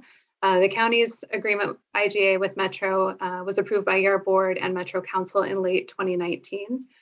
And the affordable housing bond brings just under 188.3 million total in capital funds to the 3 implementing jurisdictions in the county.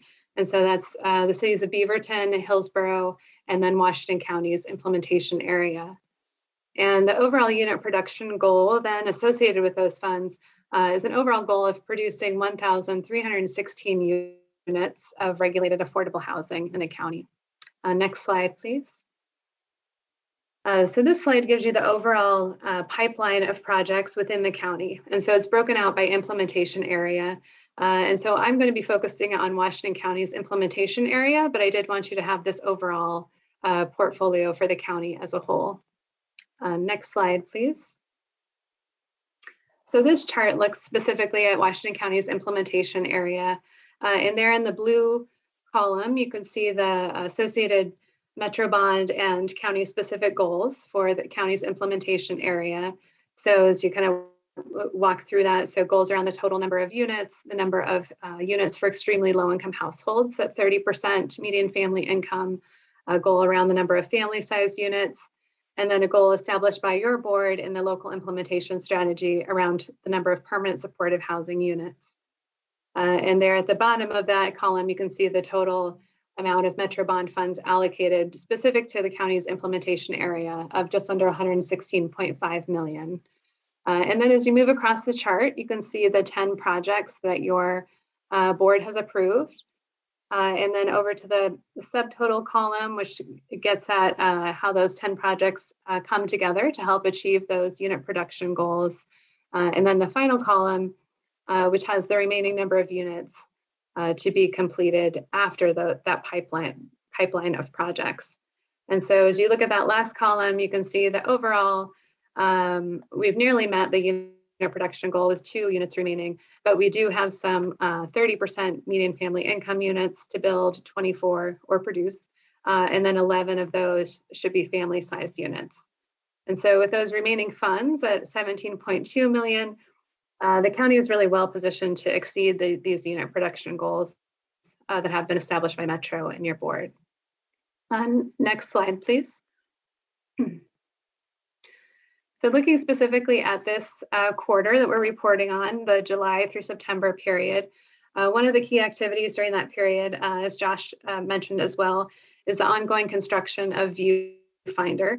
Viewfinder is the county's phase 1 project located in the Tiger Triangle at the intersection of 72nd and Baylor. It's an 81 unit project and is a partnership between community development partners and the Housing Authority.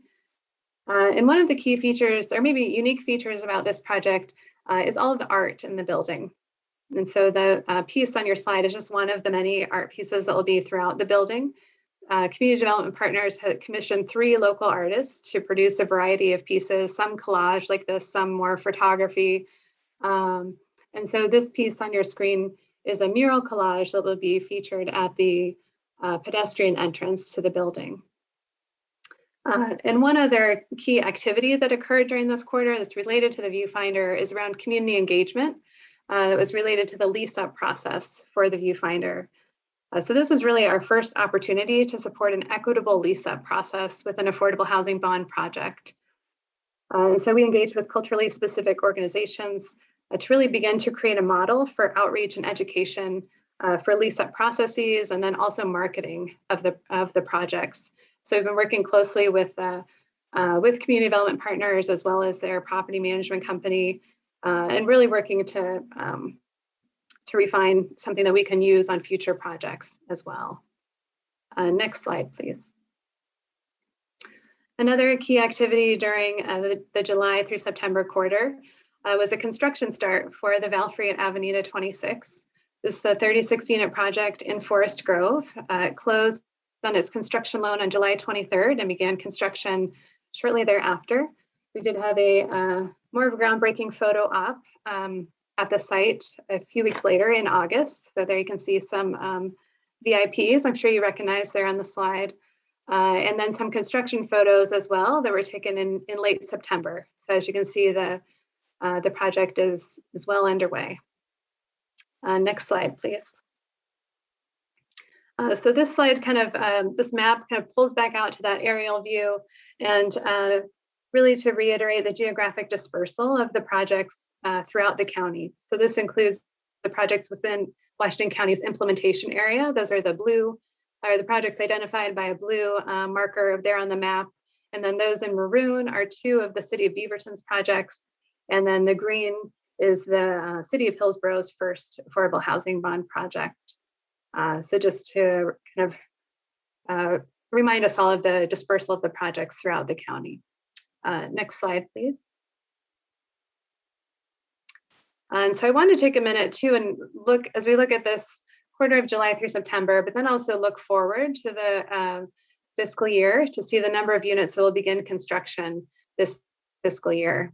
So if you start at that kind of the top left square, the July through September with 36 units, that's the Valfrey that began construction in that quarter. In this current quarter, we anticipate 198 units beginning construction.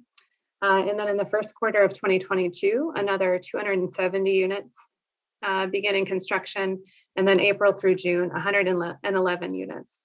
So total in this fiscal year, we anticipate 615 units beginning construction. Next slide, please. And so the first of the, or one of those projects that will begin construction this quarter is the Aloha Inn. And so it's actually a conversion, an acquisition rehab project, but it'll begin that conversion work in December. And so this is a 54 unit project in unincorporated Washington County at the intersection of 198 and TB Highway. Next slide, please. And then the other project to begin construction this quarter is Terrace Glen. It is 144 units in Tigard, just very close to the Washington Square Mall. And this is the largest project currently in the county's implementation area portfolio. Next slide, please.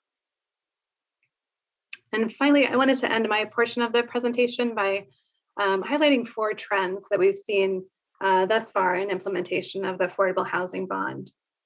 So the first one is that implementing the housing bond has helped us really leverage a previously underutilized source at the state, which is the 4% low-income housing tax credit. And so that has been a big boost for these projects. The second trend is that the Affordable Housing Bond has attracted national and multi-state affordable housing developers. And prior to the Affordable Housing Bond, I mean, we already had a great community of affordable housing developers and very strong. And so the addition of these new coming larger developers has really, has just increased our capacity and helped us better achieve those, or more quickly achieve those unit production goals. And then the third trend, which is kind of a counterpoint to the second one, is that the implementation of the housing bond has also bolstered community-based nonprofit developers in the county. So there are 2 developers that are smaller and really based to have the bulk of their portfolios in the county, and that's Vienna Star and Community Partners for Affordable Housing. And for both of those, the projects that they have received Affordable Housing Bond awards for, those are the largest projects in their portfolio to date. So, so bolstering these community-based nonprofits is really important for the communities that they serve, because these are the organizations that really engage with community members as volunteers, as donors, and really connect with their residents as well. And then the fourth trend is that in implementation of the Affordable Housing Bond, we've really had an opportunity to really think through and operationalize advancing racial equity. And so that's been in contracting during the development process, and then also in community engagement as we engage with culturally specific organizations and groups to look at project design, layout of the buildings and projects. And then as we look at the lease up process to see if they are equitable and that everyone has the same access to these units. And then one other component of advancing equity in general is looking at how we provide units for those extremely low income households and how we provide permanent supportive housing. And so that's been one of the significant trends as we've been implementing the bond, and as now we're aligning with the supportive housing services measure. So I want to thank you for your time, and I will now hand it over to Jess Larson to talk about supportive housing. Thank you. Oh, I see the chair has her hand up. I thought it might just be worth noting, and by the way, I really appreciate all the information that you have in this work session. I continue to be amazed by our team and the terrific results. In the work session topic sheet, It talks about while Metro does not require a formal quarterly report, staff has prepared a weekly update. I think, I know I have asked for further information from our team about or some information from our team on a quarterly basis. I did not intend for it to be any sort of additional work or lift, but rather my only way of really following on the journey along the way has been to look at the Metro website with the affordable housing quarterly reports there, where from quarter to quarter, they do talk about Washington County projects. But in addition, so what really the ask is I have is if there's, I think it would be helpful for us to just be reminded when that quarterly report is available, even if it doesn't have any specific call outs for Metro Washington County projects. I know that looking at their May 3rd, 2021 document, which was the January through March quarterly report, it talked about the Aloha Inn in a little bit more detail than I was familiar with. And also just reading about other projects throughout the region, and also the kind of information that Metro staff has made sure that oversight committee gets, has helped me understand the more of the on the ground work that has gone into the community engagement for these various affordable housing solutions throughout our region, including the racial equity component.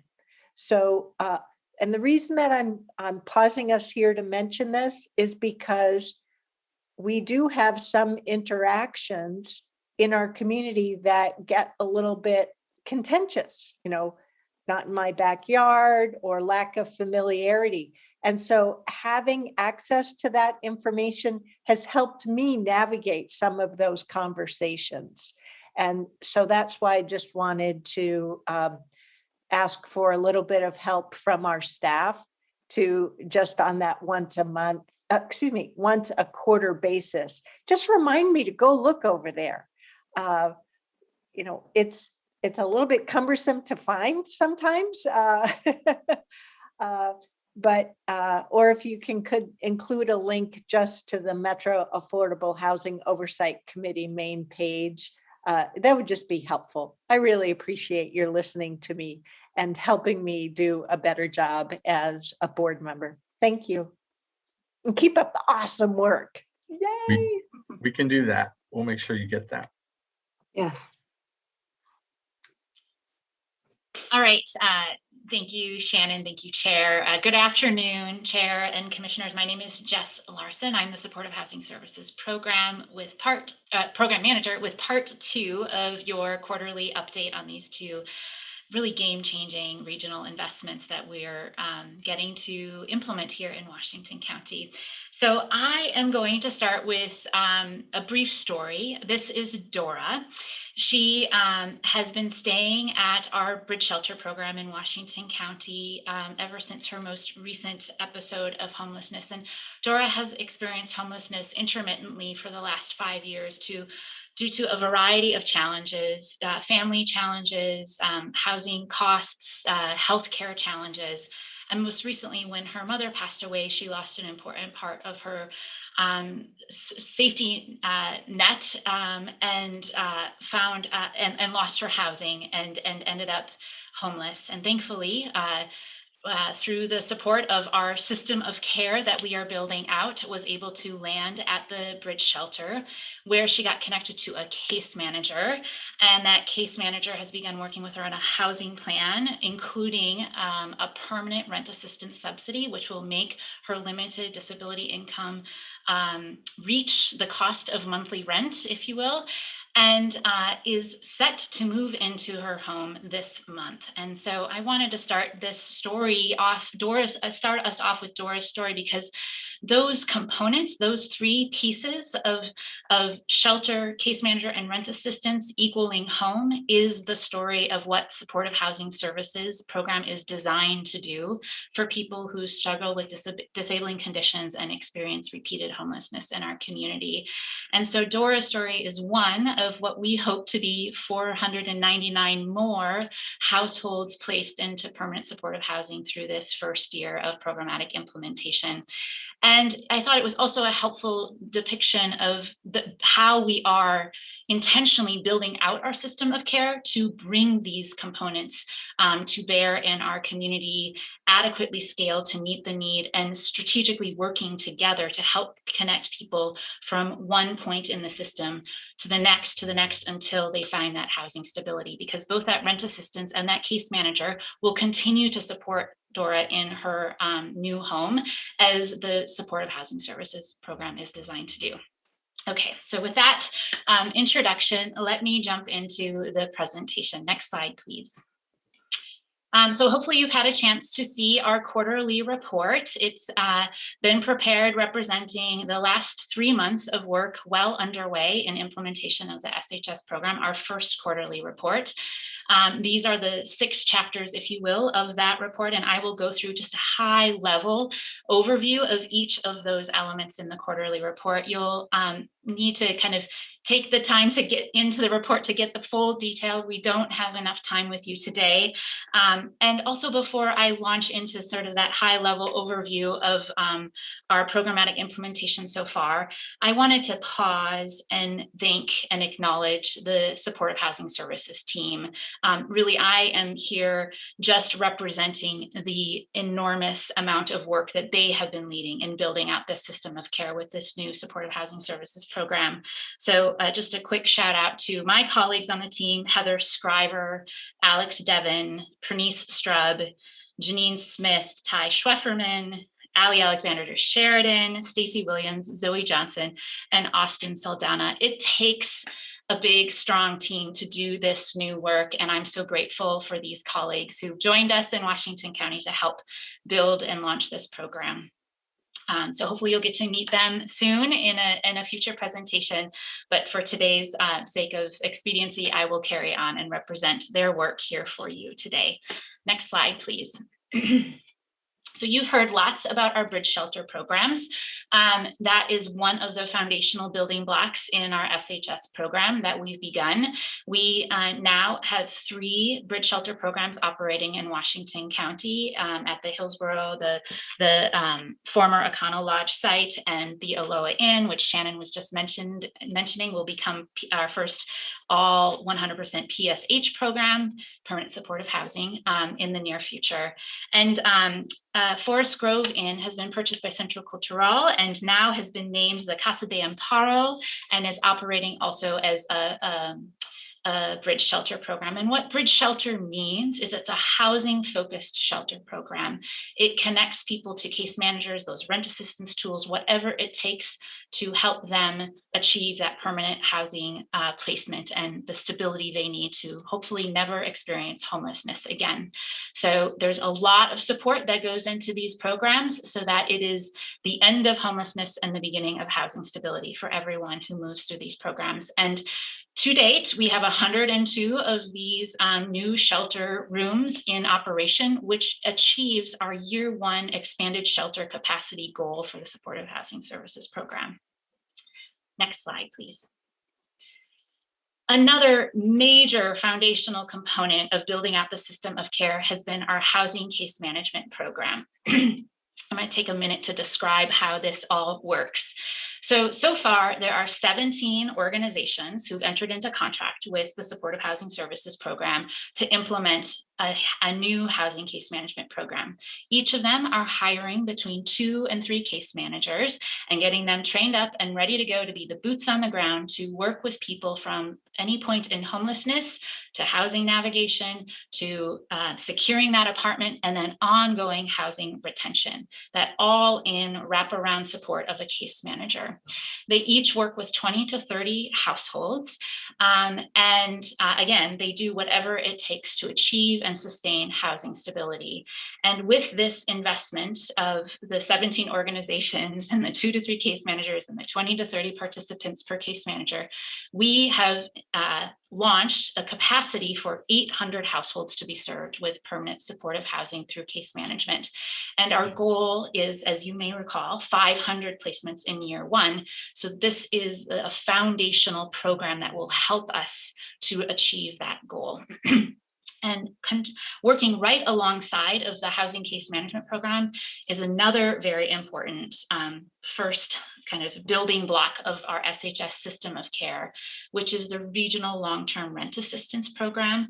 This is a local rent assistance subsidy mirrored and built on the best practices of the federal rent assistance system, and will be that tool that buys down the rent to make sure it's affordable for households with extremely low incomes, as often is the case for the people we're serving who experience prolonged homelessness. So every one of the households served in the housing case management program is paired with a rent assistance subsidy to help make sure that housing is permanently affordable for them. Next slide, please. Now I'm going to move into another layer of investments. Those were some of our programs in the first quarter. Here are some of our systemic and equity investments we're making to pair with those programmatic investments. It's chapter 2, if you will, of the quarterly report.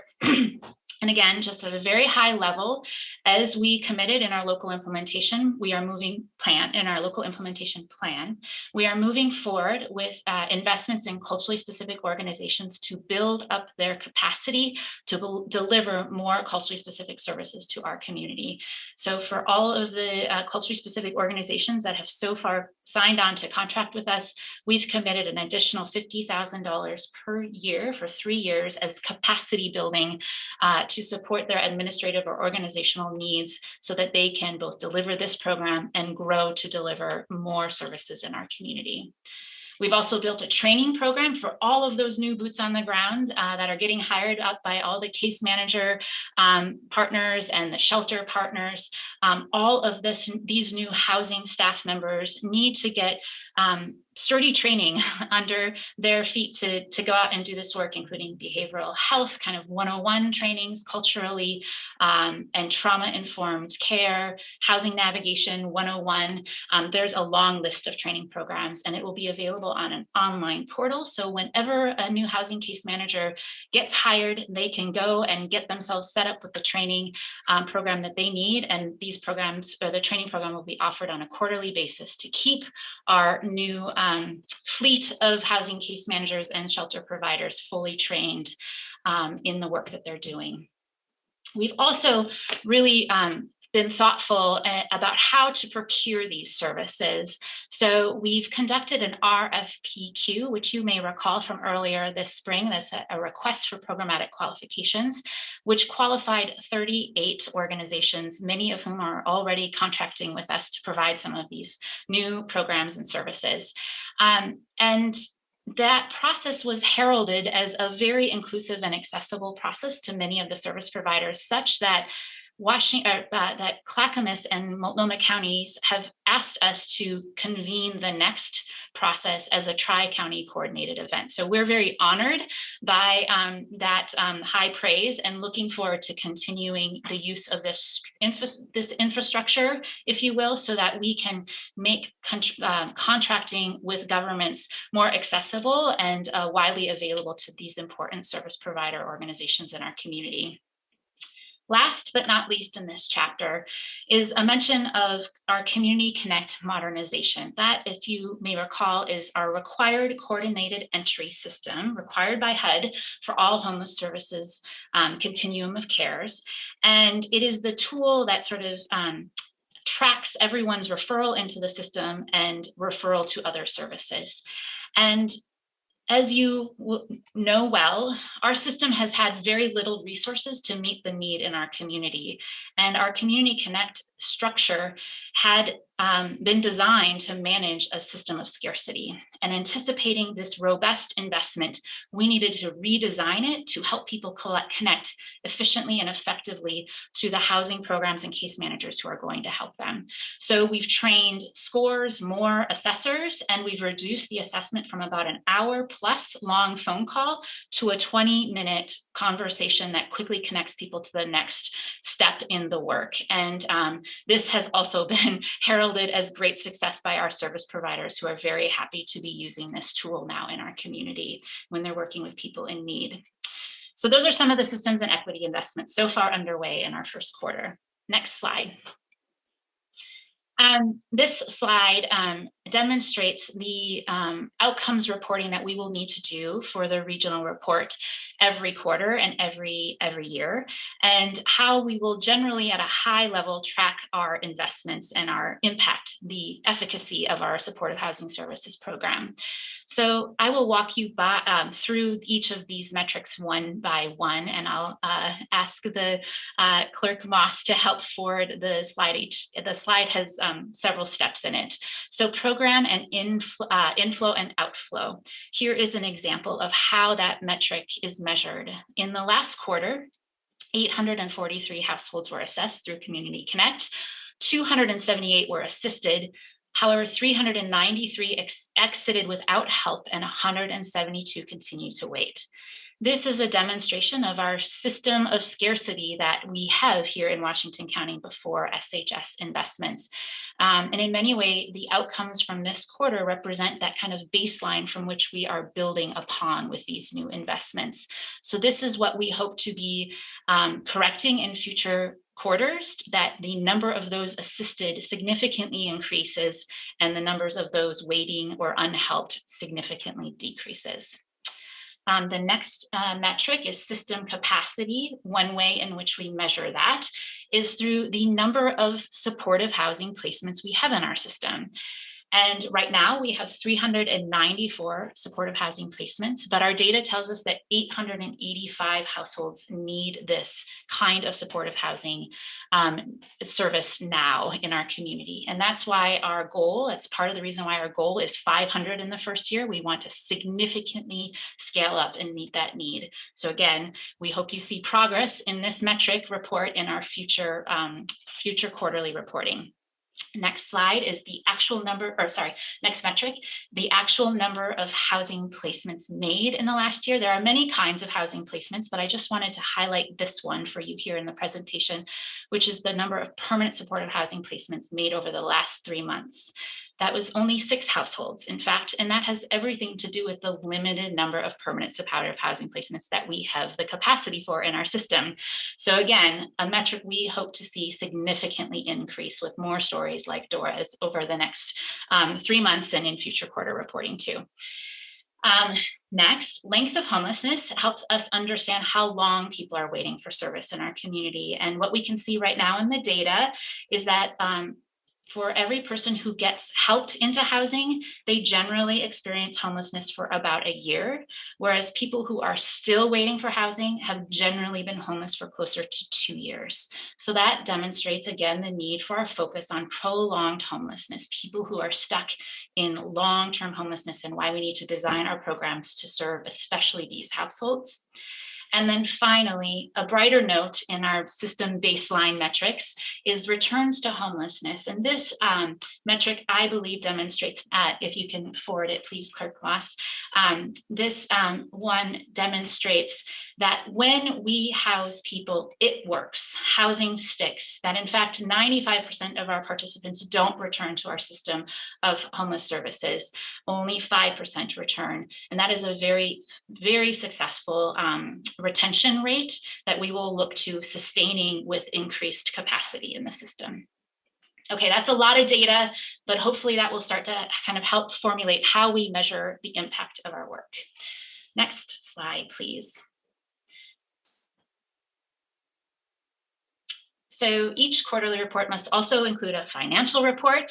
And I am not going to go through all these detailed numbers with you, but just at a high level, you see that our budget is based on the projected $38 million that Metro anticipated early on. We actually think that the newest projection is 52 million, but this reflects our current budget that we're working off of with a program planning.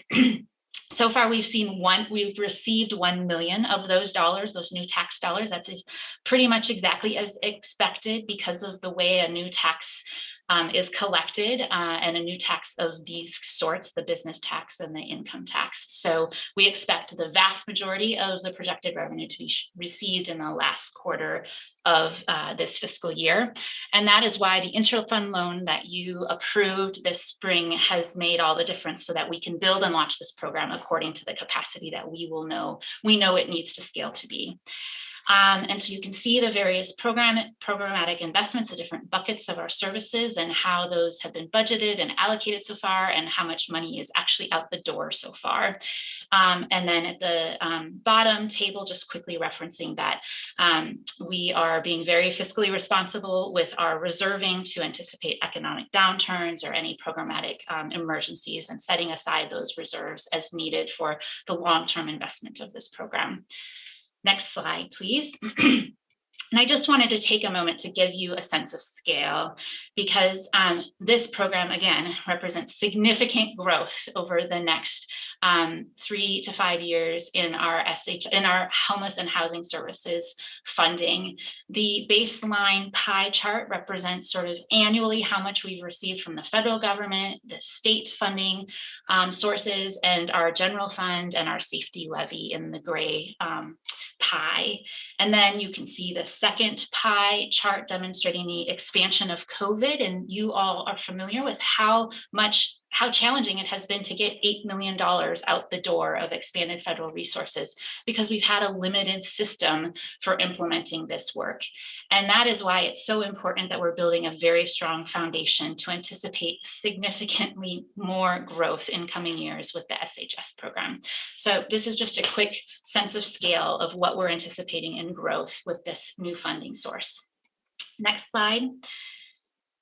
And I'm going to hurry on because I think I've stayed longer than I meant to in this presentation time. So just very quickly, this is some work already underway for our second quarter. We've got funding opportunities posted now for permanent supportive housing programs in those affordable housing projects that Shannon was presenting to you, the 1,472 units under development in Washington County. We hope many of those set aside units for supportive housing. So we've got some funding opportunities for those partners to consider, as well as the operations, the permanent supportive housing program at Aloha Inn, which we're anticipating to open this spring. We're also working to expand the role of the Homeless Plan Advisory Committee to include advisory body work of the long-term implementation of our supportive housing program. And then the next slide is just so important for us to mention. Next slide, please. The winter shelter program.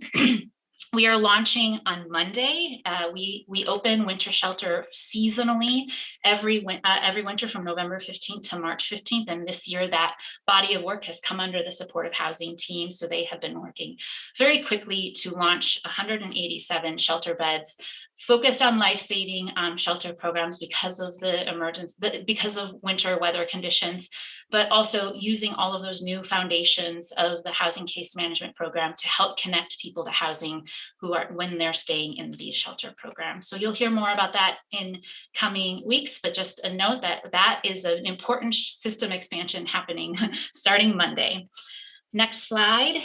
And I'm just going to wrap up just mentioning that Tri-County coordination is also well underway. There's a full list of these items of coordination, including that procurement that I mentioned, and ARLA, the long-term rent assistance program, and more. We are working in full partnership with Clackamas and Multnomah counties. They've been excellent partners to us, and Metro as well. And you'll hear more about the intergovernmental agreement in coming weeks. So just a note on Tri-County coordination. And in closing of this quarterly presentation, the next slide, please, just takes us back to Dora and the reminder of the programmatic goals, what all of this system and programmatic investment is about. Our goal to get to 500 supportive housing placements this year, with an additional 500 households served with other kinds of housing interventions, and that sustaining those 100 new year-round shelter beds that we've invested. And that's year one, but we continue to grow in years 2 and 3 to support a much bigger system to meet the needs of people like Dora in our community and permanently end homelessness. So that concludes my presentation for you all. I think our last slide is just some questions, and I'll join my colleagues Josh and Shannon in fielding any questions you have for us about the Affordable Housing Bond Program, about the Supportive Housing Services Program, and also we want to just make sure you support us submitting officially this quarterly report for the SHS program to Metro. Well, thank you to the three of you. It was an excellent report. I know personally, I'll be using that information. It's handy to have it in one spot. And frankly, I appreciate the fact that it will be updated quarterly when I'm speaking with others. So I appreciate it. Are there other questions or comments? Chair Harrington. Oh, I can go last. It's okay. Go ahead, Commissioner Willie. Thank you, Chair, but you know, you don't have to go last. We always leave that up to Pam now. So,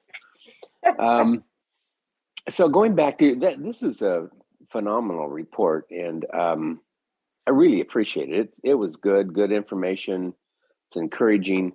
On the slide 22, you talk about the winter shelter program, and I know that we're going to have an opportunity to build some of those beds out the Cloverleaf, but where are these beds going?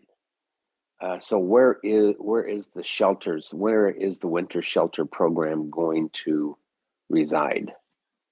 Excellent question, because the Cloverleaf is just an opportunity that we have this winter and don't expect to have in future winters. And in fact, the goal of the SHS program is to be able to sort of graduate from winter only shelter and find permanent locations to operate year-round shelter. So we invested in the beds, anticipating there will be permanent shelter locations to move them from the Cloverleaf to the future sites that are still to be identified. As you know, 2 of our city partners are looking at potential sites. So we're all working to identify permanent shelter programs, and we just wanted to make the best use of the limited space at the Cloverleaf, and investing in bunk beds helped us to do that. Okay. That's all I have. Are there other questions? Chair, please jump forward. Thank you. I will. On affordable housing, I happened along the Metro Council work session of Thursday, November 4th, and saw in that for the affordable housing program, there is a proposal for a net cash developer fee. And I just wanted to check with our staff to make sure that you're fully engaged on this, and to make sure that you know that if you have any concerns or problems with this, to please bump it up to us, whether it's our having a support letter to say, yes, this is good, or, oh, we have concerns, or no, this is bad. So just wanted to touch on that with regard to affordable housing. On affordable housing, though, I just want to reinforce, in case my cheering wasn't loud enough before, just incredible work in such a short period of time. Thank you, thank you, thank you. What a bouquet. It's just incredible. On the supportive housing services slide or side of it,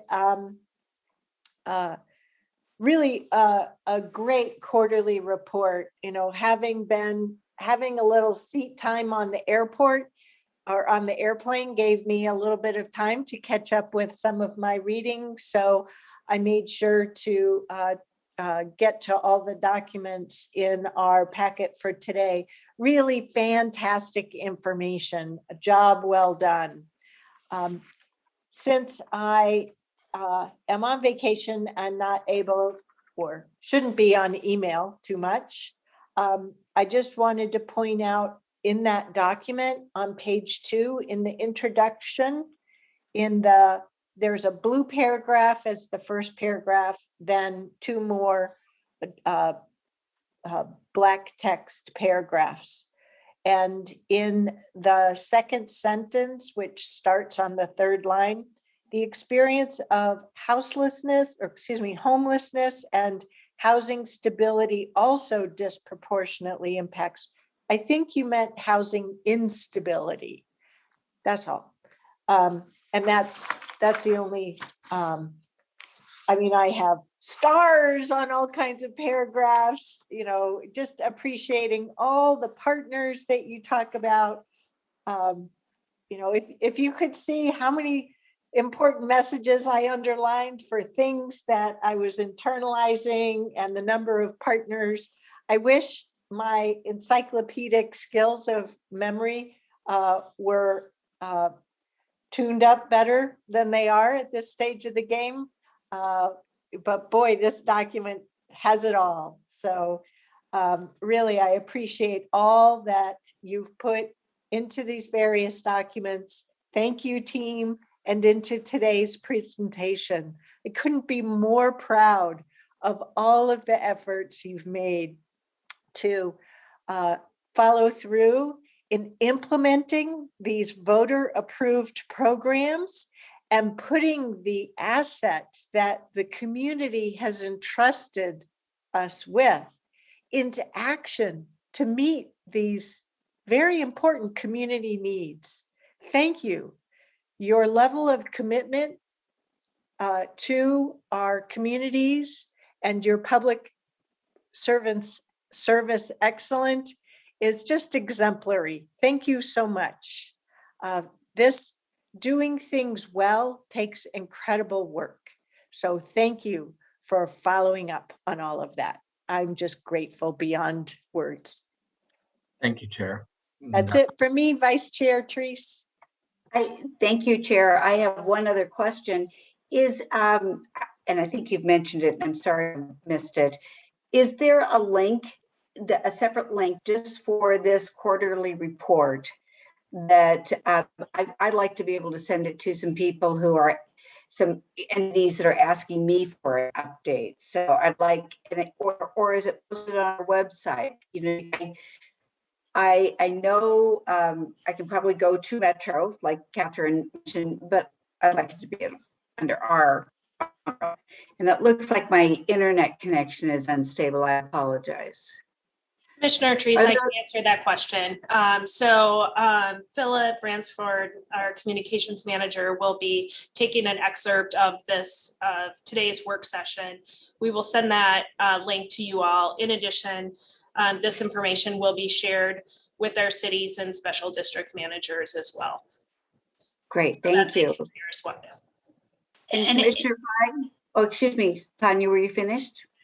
Oh, I just might add in that it is also up on the website for the SHS program. So we can also share a link with the staff and have that passed around for easy sharing. After the spelling the error is corrected. Thank you, Chair. And Commissioner Fye, you had your hand up. Yeah, I have a quick question. I echo what Chair Harrington was saying about the presentation and the report. Great job. I've heard a community group that I was having a conversation with last week that they said, Jess, you're amazing. So I wanted to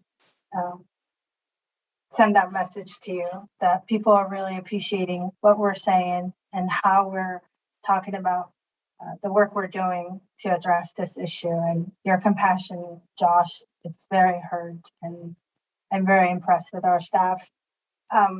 I guess my question is really quick, and that is, the report and the presentation today, it's sort of, I'm reflecting back to a statement or a comment somebody made to me last week, which was, the streets cannot be the waiting room for permanent housing.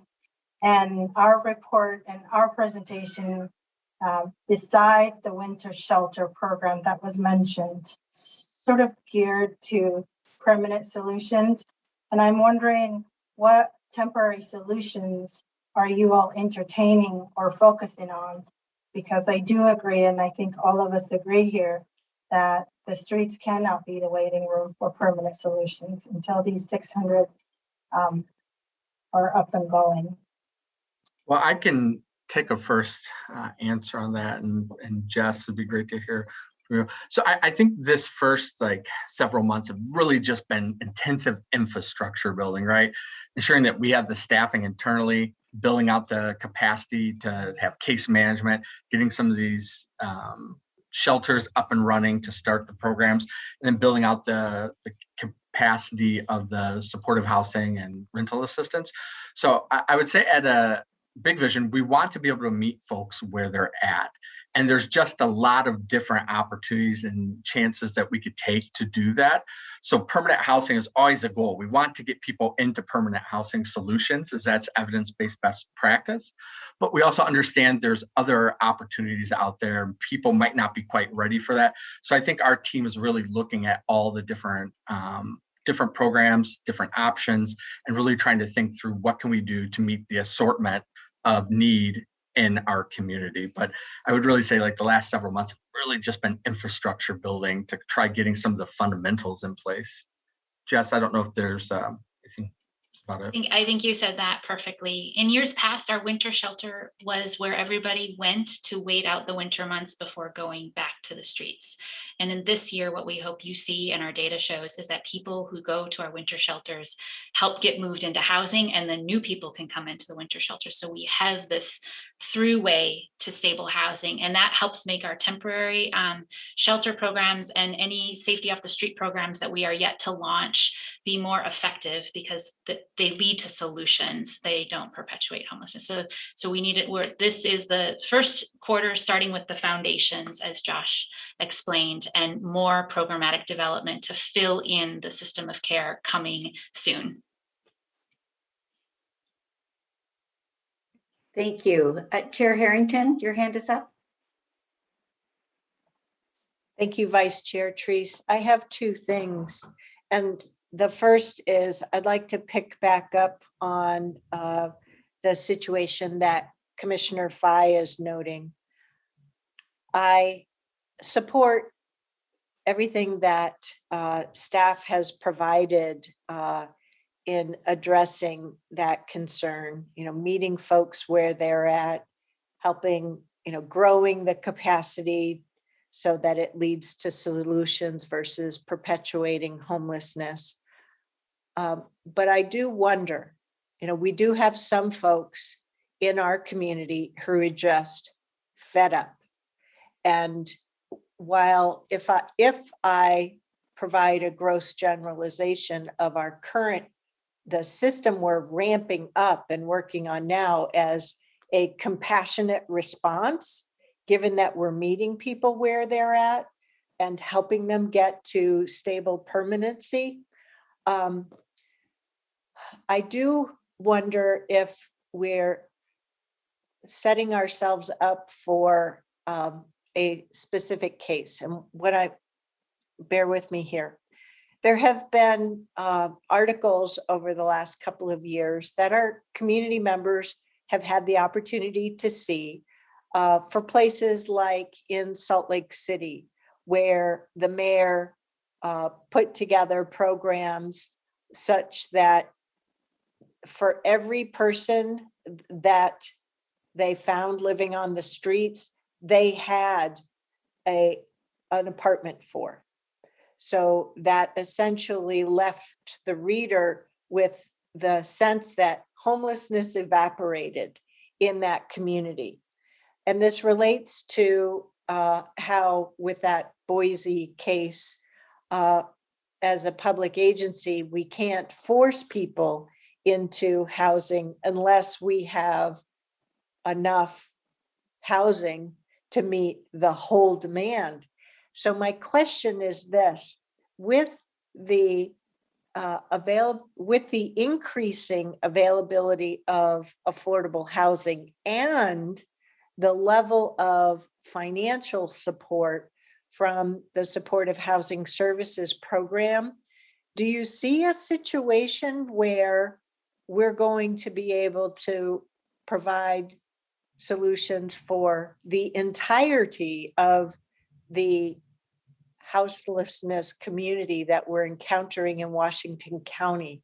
And let me caveat with that I believe with the way the two measures were put together, that we never committed to solving all homelessness, because we knew that would require additional investments, and that this is really just a first significant step. But that's my memory. And so I'm looking to you, because what I'm concerned about is that as we probe this need, or this phrase of the streets cannot be the place for temporary housing, we're not in a position to be able to guarantee that situation won't occur for another 5-10 years. So let me stop there, posing it that way, and see what words of wisdom you have for us. Maybe Josh and I will go in reverse order this time. So I'll try a first response for you. Thank you, Chair. I think you framed that very well.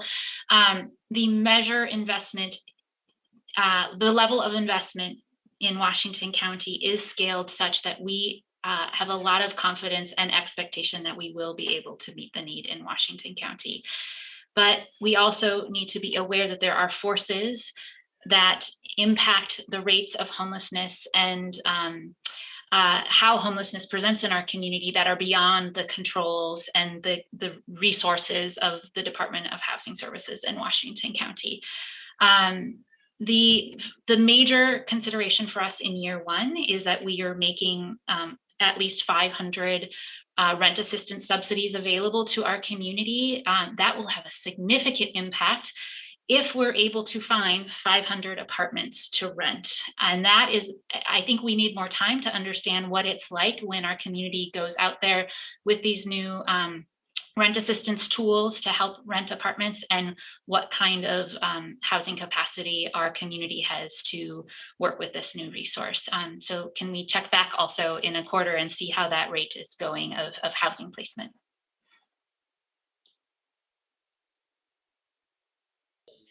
That's great. I just have one more point. Sorry for the background noise.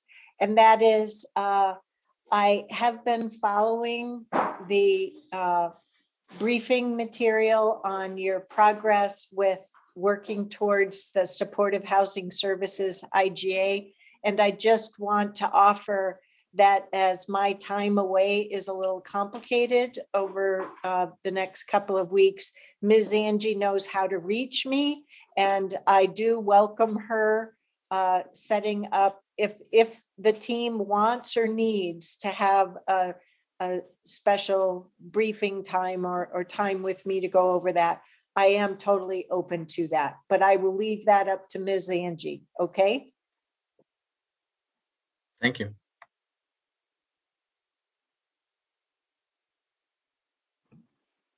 Are there any other comments? Again, I just think you did a great job, and thank you so much for the report, and thank you for making it user-friendly so that we can share it with others and talk intelligently about what progress we're making. For me, it's very valuable, and I'm certain it is for others as well. Are there any closing remarks? We are at the end of our work session today. Thank you to Tanya, thank you to staff for your flexibility in working with us to make this an efficient meeting day for us, and giving some time to catch up with reading and all sorts of other things. So, and Commissioner Welly, thank you for making sure that we were using our time effectively here.